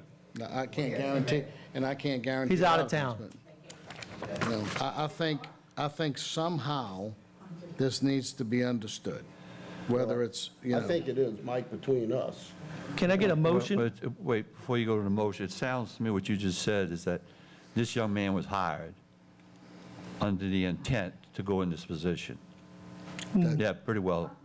And if we don't So create this you hired a position, he's still gonna do 25-year. the job. You hired a 25-year-old young man who's never been in government. You said he worked for the state? He worked for the state. Guys, What he did in I don't know what state? department. This is not the time to discuss his Wait, credentials. don't tell, Jason, don't tell me. But I'll tell you, Jason, but I'll tell you, Jason, if he didn't work for the Jason, government, I don't even want to hear better, it. Jason. to be don't- I don't honest wanna with hear you. it. That's enough. I don't want to hear it. Okay, look, I'm not here, I'm not here to So go you tit got for a tat. 25-year-old Look, young man look, going to Baton Rouge Listen. to do what this man did? We have to The meet mayor this- is the one that, Paul, we have to I'm not meet getting him. into that argument, guys. But Well, I'd we- like to meet him. We have to I'd meet like him, to meet and him. We'll have a chance. we have the chance to say yay or nay, I'd like That's to right. meet him. as a body. I That's understand. what's wrong, is that we don't meet employees. We, the council, But this is we not- don't meet employees. I'll meet you here tomorrow morning, 9 o'clock, if you want to introduce him. I'm Okay, drinking that's fine. coffee in the morning now. Yeah, we'll bring some coffee.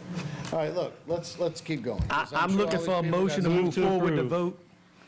Ordinance number 2025-6, Move. municipal deputy clerk salary. Again, move. I got a motion from Councilman Asbill. I'll second. Second from Councilman Ricks. All in favor? Yeah. Yes. Yay. Nay. 4 yeas, 1 nay. Thank you. With the understanding, Understand. Proposed ordinance number 2025-7. The following ordinance was proposed by Councilman Chatelain and seconded by Councilman Second. Asbill, an ordinance amending ordinance number 2018, the annual budget of revenues and expenditures for the fiscal year ending December 31st, 2025 for the Capital Project Fund of the City of Harahan, Louisiana for the Police Department. Public hearing is now open. 2025-7. No one wish to address the council? Close public hearing. Council discussion? What is this for? This is for the cameras for the police station and City Hall. The money's already allocated. We had to get this approved. That's what we had a special meeting for. Where'd this money come from? The UASI grant So and the it's- parish. Yeah, it's So the granted. money's coming, it's So it just not doesn't- here in It's not time. costing us. It's not going to cost us anything at the end of the day. We're gonna get 100% recovery. There was some talk about 48,000 or something. We're going to get 100% because there was another 12 There that was came another in from the 12 that was state. approved. And for the public's benefit and mine, as I understand it, we had to buy the cameras to lock in a price. Correct. We're going to use capital fund money of the city to buy these camera systems, and primarily for the police department, the jail, et cetera. And then we're going to get, the city's going to get No, it's not the playground. reimbursed $57,000, and we're going to put that back in the capital fund. Correct. So this is a loan. funding mechanism that they're free to, these again, through the efforts of our city employees. And the police chief, I think, drove the train on this. He one. did. Gets the real credit for this. This was found money for Harahan. We're getting $57,000 worth of camera systems. And we're still going back to look for more money, and we're in the talks now to get more money to put more cameras at the playground. Yes. That's what I was asking. That's separate, that's not Yeah, I this. was asking if that was part of that. For And playground potentially cameras? City Hall, correct? What'd you Sir? say, Jay? And City Hall building, potentially. So this money right here wires City Hall. I don't know how many cameras, but it's not as many cameras as we wanted, but it does wire City Hall with the capability to expand more at City And Hall. correct me if I'm wrong, and you may know the answer to this, we have the exterior of City Hall and the jail covered in this. Correct. So we got cameras street facing, as well as inside the police station. So it's a big improvement, and through the efforts of the police chief and the help he got from other city employees, Yep. it's free money. All right, so, All in favor? Yeah. Yay. 5 yeas, no nays. Can I just do a point of personal privilege since we're talking about money before we get into everything else? Just an update, in addition to this money that the police chief and his department went out and got, there's an additional $10,000 coming from the state legislature for cameras at the playground to wire those. There's an additional $300 and something thousand coming from the state legislature for other police cameras, including body cameras and dash cameras. There's, can I ask you a quick question about the Sure. playground cameras? The playground cameras will be tied into the monitoring system at the police department? I hope so. I don't know, Yes, but I hope so. that is our plan. The $10,000 that's approved is not enough to finish that, so we are chasing more money because that's not enough to get it to what we want. There was $1 million allocated for Halsey Street drainage to do a project over there. Some of it is priority 4 funding, which means we may not get it. It just depends on how that works out. There was another $600,000 for a new ADA playground at the Soniat Playground to replace the old play set, which is a big get. So this session, over a couple of $1 million this session from the legislature. What priority is that one, Jason, the playground? Those are all direct dedicated funds, so we're going to get those. Wait, the money for the new play set? Everything except the Halsey Street funding coming. is coming, for Great sure. news. And guys, Yeah. Senator Talbot and Big John both planned on being here tonight. They both had something popped up. I don't know if we call Big John something popped up, but he thought it was last week instead of this week, so he's on vacation. But he said something popped up. But I'm sure they'll both be at the next council meeting. And we can't thank them enough for all the help they've been to the city of Harahan. The best partners we could have in state government. Y'all ready? Madam Clerk. Ordinances for introduction. The following ordinance was proposed by Councilman Asbill. Proposed ordinance 2025-8, an ordinance of the City of Harahan to require monthly reporting to the City Council regarding regulatory department actions. The following ordinance was proposed by Councilman Asbill. Proposed ordinance number 2025-9, an ordinance amending ordinance number 2018, the annual budget of revenues and expenditures for the fiscal year ending December 31st, 2025 for the City of Harahan, Louisiana. Can I get a personal privilege real quick on that as well? Council, on the budget ordinance, there's nothing attached. We are going to send out an email with the budget versus actuals through May. And then I expect before the July meeting that we would have that completed through June. That you have a budget versus actual report through June so that you can see where we are at in the year and what we need to look at changing or moving around. Todd, are you on track for providing that to us? We can provide a report, yes. We're still working on getting caught up in 2025. We're still working through the audit, dotting the i's and crossing the t's on that. No, we will have what we need early enough for a review? budget meeting review, not a week or a month before, correct? Couple weeks before. No, I'm expecting that this happens in July and you'll get it with your July packet, that you'll get a budget versus actuals printout for your July packet. We'll have 3 or 4 days. All I'm saying is we'll be able to assess all the cost and expenditure overruns through the year. Yes. At that point, so as we prepare for our budget, our The final, following month. the Yeah. following month, we're not going to be scrambling last week with a new report. Correct. Correct? That's what I'm getting to. This package is You going act to like you busy.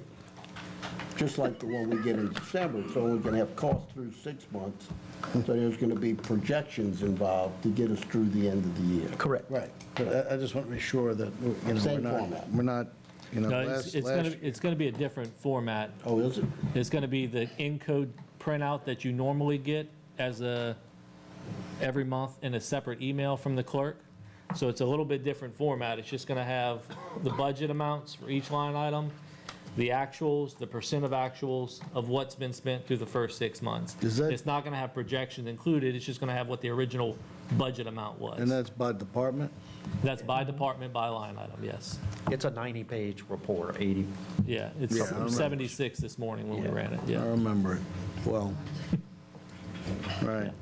So, Ready? The following ordinance was proposed by Councilman Asbill. Proposed ordinance 2025-10, an ordinance amending ordinance 2018, the annual budget of revenues and expenditures for the fiscal year ending December 31st, 2025 for the capital project fund of the City of Harahan, Louisiana for memorial wall pump. Old business, we have none. New business 1, Todd Turnion, Finance Director with monthly financials. Good evening, council, mayor. Mayor's absent, empty chair. Brief update from the finance team. We are putting the finishing touches with the external auditors to get the annual audit for the year ended December 31, 2024, to have that submitted to the legislative auditor's office by the end of the day on Monday. So we're wrapping that up, and then we're working on updating the records in 2025 to prepare for the meetings next month and future months to address any budget items that the council and the mayor may have. All good? Thank you. Yes, sir. Thank you. Okay. Would anyone like to address the council for Trust anything the you council. want? Anything you want, come on up. Now you can speak. It's your time. We're supposed to wait a You got 3 minutes. Okay, thanks. It won't take that long. Carol Barker, LaGreco, 101 West Imperial Drive. I would like to address some concerns that I have with codes and ordinances here in the city of Harahan. I own property on Hickory Avenue, and there is a property, a vacant lot next door to me that's a substandard lot that they were allowed building permit to build a warehouse, which has been stated as office and storage. However, the definition of office and storage in this case actually defines defines what a warehouse is. And in the plans within the permit, it shows that the architect and engineer designed the building for a warehouse. It says warehouse on the plans. And with a substandard lot, you're not supposed to be able to get a permit, period, until it goes before the council. And that has not been addressed. I brought it up to the mayor and to the council, and a few people have addressed it, and I haven't gotten any further with it. Last I've been told is that the city feels like because I gave y'all the option to work with me and try and come up with a resolution that abides by Harahan's codes and ordinances, we could do that, or we could go to court, and it was taken as a threat, which it was not meant as a threat, but has caused me to take further action because I've been ignored by the city, and the gentleman that owns the lot is continuing to build on the lot and doing it completely out of code. And now the drainage that he was putting in, he just buried under concrete. 95% of the property is now all concrete. And this is just completely inexcusable that we're allowing these kind of things to happen in our city. And we're talking here about proposing new ordinances, and we don't even implement and abide by the codes and ordinances that we have in our city. And when I addressed this to the mayor, he's like, well, somebody across the street did it. Well, it doesn't matter if somebody across the street broke the rules. It's not okay. And I'd like to see something happen here in this city that we are following the codes. And I see that you have a proposal, 2025-8, that there's a reporting to the city council regarding the regulatory department. But we don't even have a CBO here in this city. And since Molly's been gone, we do not have a certified building official. And that certified building official is supposed to sign off on any plans. And it's putting our city in jeopardy when we have somebody who is not qualified to do the job that we need, and they're approving things that are going on in the city. Properties being built too high, people building duplexes and single family, and all the money that it costs to fix these issues if we were actually doing our job. And I really think we need to address in 2025-8 that it's not just a reporting, but that we have some kind of accountability to the citizens in the city here in Harahan. Thank you. I'd like to say one thing.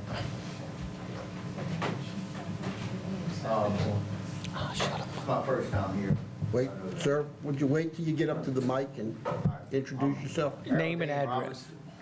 219 Oak Avenue. Man, my biggest thing is we need a crosswalk across this street here. We need a red light. Mr. Paul Johnson, when he was mayor, we talked about that many years ago. We still ain't got that. I got information that I got to call up DOT myself. Now, why can't Harahan do that? And another thing, how did they move this greenhouse in a parking lot next to my house with no kind of foundation, no footings, no nothing, and they got it up for sale on side of my house? How can y'all put that on a parking lot and with no permits or whatever? How everybody else has got to have brick foundation with at least a 2-foot by 2-foot piers. They put it in the parking lot like a damn trailer. How did that get away? And it's for sale. How did y'all do that? No idea. So I'm gonna say code enforcement did inspections on that house when it was done. It's in I know the that was parking 3 lot. years ago, It's in 2 the years. parking lot. Do you know how long ago it was? 2-3 years I've ago? been here for 30 years. Well, How long ago they I've been moved the here all house? my life. I'm the Roberts family. How long ago did they move the My family's been here house? 100 years. How long ago did they move the house? A few years. I'd have to pull up permits, but I'm pretty sure they had inspections. I mean, I believe, Who inspected it? They put it in the parking lot. I'm It's sure- sitting in the parking lot. I'm sure they had They inspections. set I'd it have like to a pull up trailer. permits. They got blocks like a trailer. I'm not going to argue with Mr. Roberts, but if you want to meet me here, we could go and I'll ask them to pull a permit Well, how and we'll they see do if they that, have it. And everybody else has got to go through all these extremes. I agree. I've got permits here and it was not easy. Well, I asked them when they were moving the house, I said, how are y'all gonna put footings when y'all move the house? Don't you think you ought to put footings before you move the house? I would agree with you I myself, have, but I I have have a to check for question. Well, permits. Mr. Roberts, before you That's walk, what I'm talking about. Mr. Roberts, before you walk away, I got a question for you. Sir. So are you saying, just for clarity, you're saying that this parking lot was poured, there were cinder block or some kind of concrete foundation blocks put on top, and the house is not anchored to the ground any other way They other put than it in the that? parking lot. You see, I'm right there by the Chinese No, I understand, but I'm just trying to So they clarify put it in the something. parking lot and they put it on bricks like if it was a trailer. That's what I was asking. And they not even bolted to the concrete, there's no footing, no nothing, and it's up for sale. So. How y'all do that? So that, my friend, is what I'm saying, is that is a hazard to your residents, because if it's not well, it's just anchored to gonna the fall ground. over. It's not gonna hit Well, my it's not gonna fall over. If you get 140 mile an hour wind, it might blow No, into it's your gonna house. fall off their foundation, Right. but it shouldn't hit my house. Well, I'm just saying, I think that, But how did they get away with that with no inspections? well, I don't know, but that's one of the things that I have a problem with, is that, You think you could dig that up? I'm sure we can, Inspections? They should have. but we, I'd like to see you know, them inspections. Mr. Roberts, what's your address, sir? I'm at 217, 219 Oak Avenue, right here, Okay. next door. and Oh. as far as the crosswalk I love they have a goes, crosswalk. I see the police escort the old timers like me. They pull over and they stop the traffic for us to walk across. Why can't we have a crosswalk and a red light to slow these people down? Now, Mr. Paul Johnston tried it years ago when he was They mayor. I wouldn't do remember it. that. The state would, I tried to do it. I know I you did a did. study and everything, the state would not do it. And I called Joe Yenning Building, and they gave me a number for DOTA or whatever. it is. TD. Right, so I have to contact them. Why should I contact them? Why can't y'all contact them? well, I'll tell you this, that I've contacted them on several other things, and I'd be happy to contact them again on this particular Would thing. you do that? I will. Because I've seen too many times that the police actually stop the traffic for us old timers to walk across the street. Why can't we have a button like any other red light? Where do you We need a red light. want a crosswalk? Right there on the corner, right here on Oak Street. Why do you want a St. crosswalk Cyr. there? So everybody goes across to the store. Because you live there. I want a crosswalk down the street. I'm saying that's why Any red light- DOT's any not red going to light should approve. have a crosswalk. I'm saying that's why DOT's not just going to approve crosswalks. Well, I'll everywhere. call them up myself again. I don't mind talking to them, meeting with them, but I'm just saying they're not But do going I to have to approve do, y'all- crosswalks everywhere. do I have to do that? So the problem, I'm going to tell you the problem you're going to run into. Go ahead. The problem is it's a major highway. It's a major blind spot in a corner. Well, that's why they need a red light. Well, Slow these people down. Why they wouldn't put a red light is because of all the curves. No, that's why they need a stop sign, a red light to slow them down. I'm not being sarcastic. That's a hard spot. I mean, that's DOTD. We yeah. have no control over that. Well, I'll like you call said, 'em. we'll call and ask the questions. we can call and ask the Tried it, and question. they I turned it tried. down. He tried, I know, I when he did. was mayor. I Yes, tried. yes, So he Mr. tried Johnson. already. So I'm not being sarcastic, but I'm saying every person who walks across the street would love to be able to just push a button and walk across. It's just Yeah, how many don't you think locations we can they deserve that put as it? senior citizens? No, I mean, I'm And y'all just close saying they're down not a going to senior put it citizen. everywhere. And that's another thing, why y'all close down a senior citizen's The home? senior citizens' home is not closed. It's not closed. Not closed? Every They day. were just here earlier. Every day. It's been open. Yeah, you missed a nice presentation by the volunteers. I missed that, okay. Yeah. So they reopened it? It's Yeah. beautiful. I'm sorry then. Go visit it. Go visit. I will. Mr. Roberts, let me say one thing too, since you brought it up. That house was moved under this administration. I complained about the way they moved that house. Thank you. The way they did it, it's not anchored into the ground. They moved that house into a parking lot and put it on cinder blocks. Yes, sir. And I complained about it, the way they did it, and nothing was done. No So I agree action's with done. you. So I And don't it's up know. for sale. So the I poor saw person that. that's gonna buy that, they don't even know what they're buying, Well, they will throw. unless they're gonna get suckered into it. It's Zerigo here. Call please Zerigo. Welcome to Harahan. They got rid of these already. No, I've been Harahan 100 years. I know, My family's been here over 100 years. mine too. We got the Robert Street thanks to that man over there.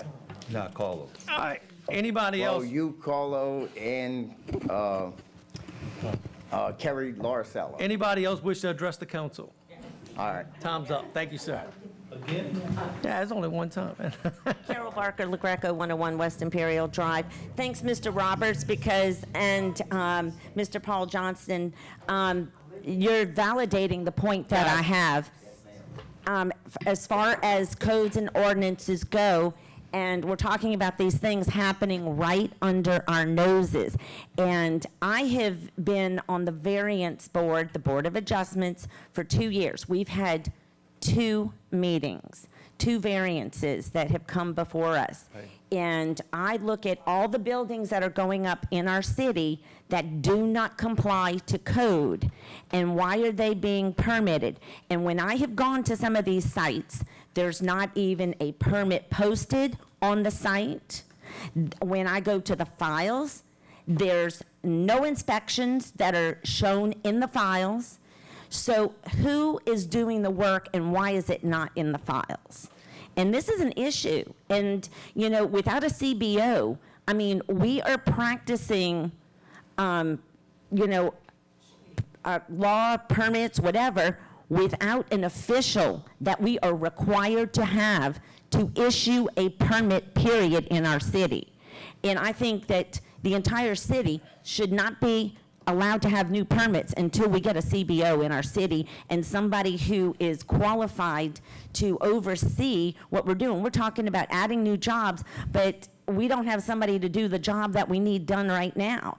And that needs to be advertised in the paper. I haven't seen it, but I don't read the paper every day. Why do we not have somebody doing this job? And we're proposing all these new issues that we don't follow the old ones. So I'm going to say, I believe we have a CBO that looks over all these plans and approves all these plans. We do not. Who is that? I Molly's believe we gone. do. Kevin Johnson. He is not certified. he's a- You have to be certified. Kevin Johnson, he's the builder. He's the guy that inspects. He's certified as far as the. No, he does I've the checked. building. I've checked does. ICC. He has to be I will certified. follow up on They that. told us he was certified. That He is. understanding I have. I've checked with ICC and the he's not builder. certified. Really? Yes. Wow. I'll double check on that. Thank They you. told us he was certified.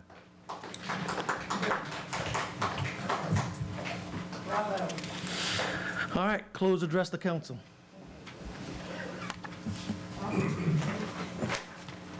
Sorry, Secretary's report for May 2025, total revenues, $395,251.79. Reports.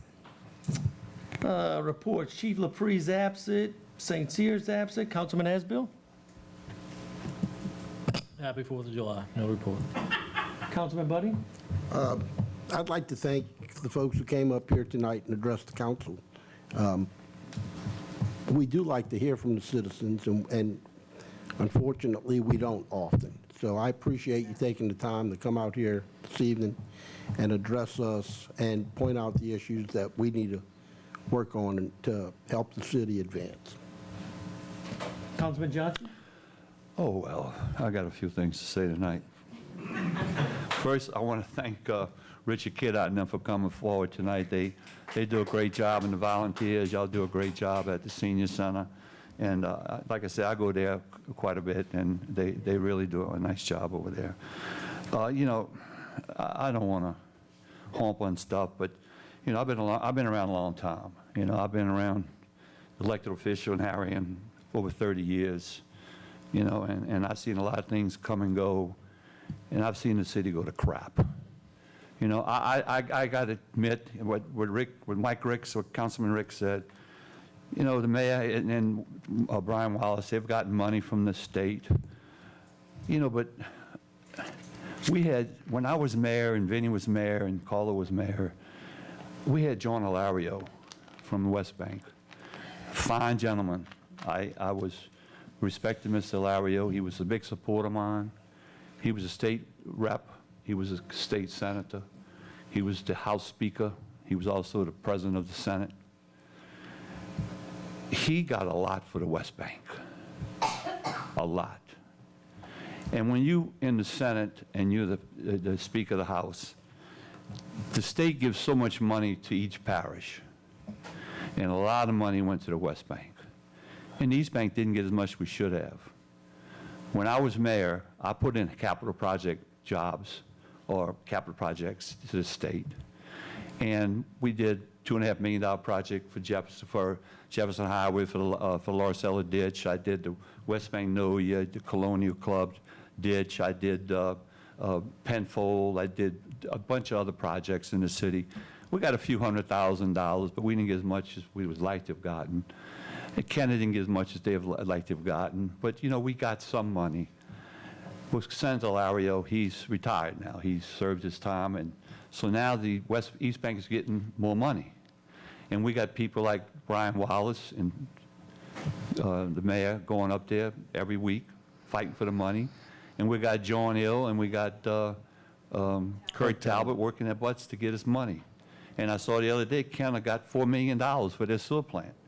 So they're getting money too. And that's fine. That now the East Bank is getting money that we weren't getting before. And I tell people that all the time.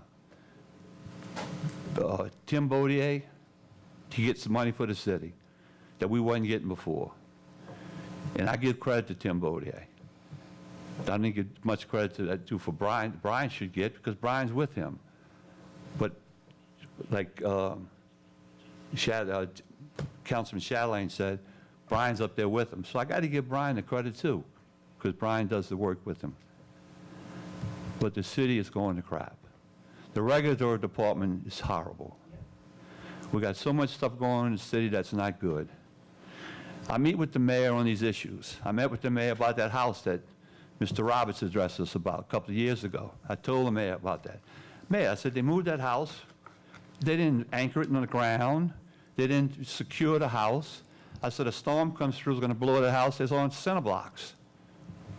Nothing was done. Carol comes with them building that warehouse next to her. I said, Mayor, you can't build a warehouse in a C1 zone, C1 commercial. Well, it's not a warehouse. It's a storage, office and storage. I said, Mayor, I got the designs right here. It says it's a warehouse. It's got 2 pull-down doors.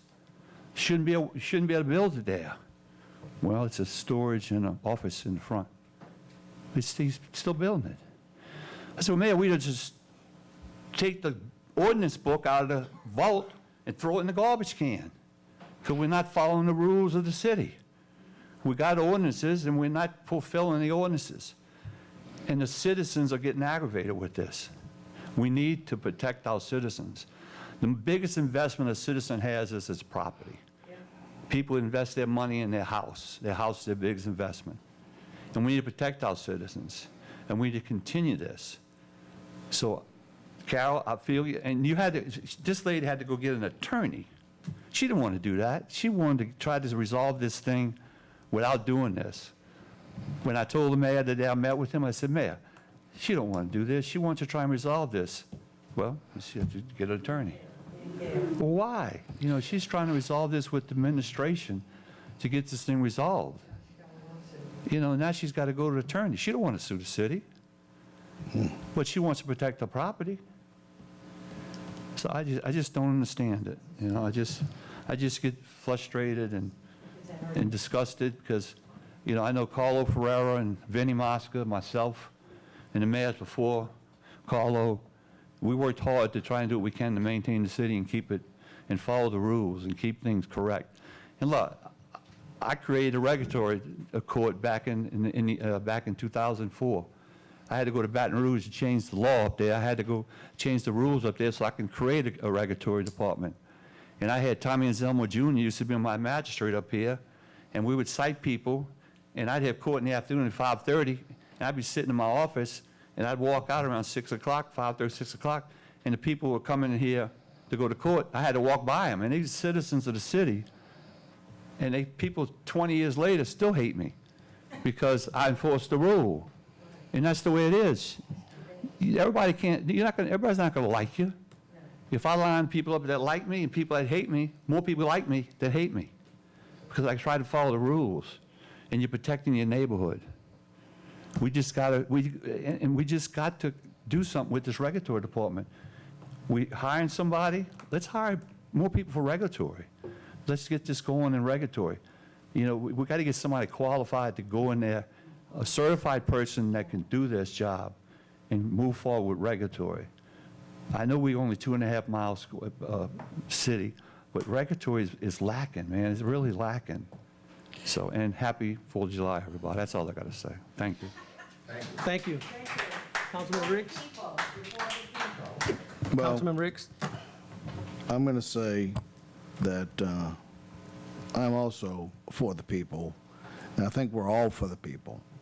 But I will say this, that, you know, I don't think Harahan's going to, or I don't think Harahan's going to hell. But I'll say this, that more things have been fixed in Harahan in the last few years than have in the last few decades.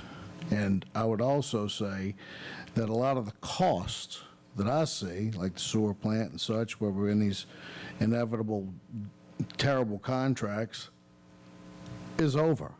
So I think that, you know, this administration and administrations before them did what they could.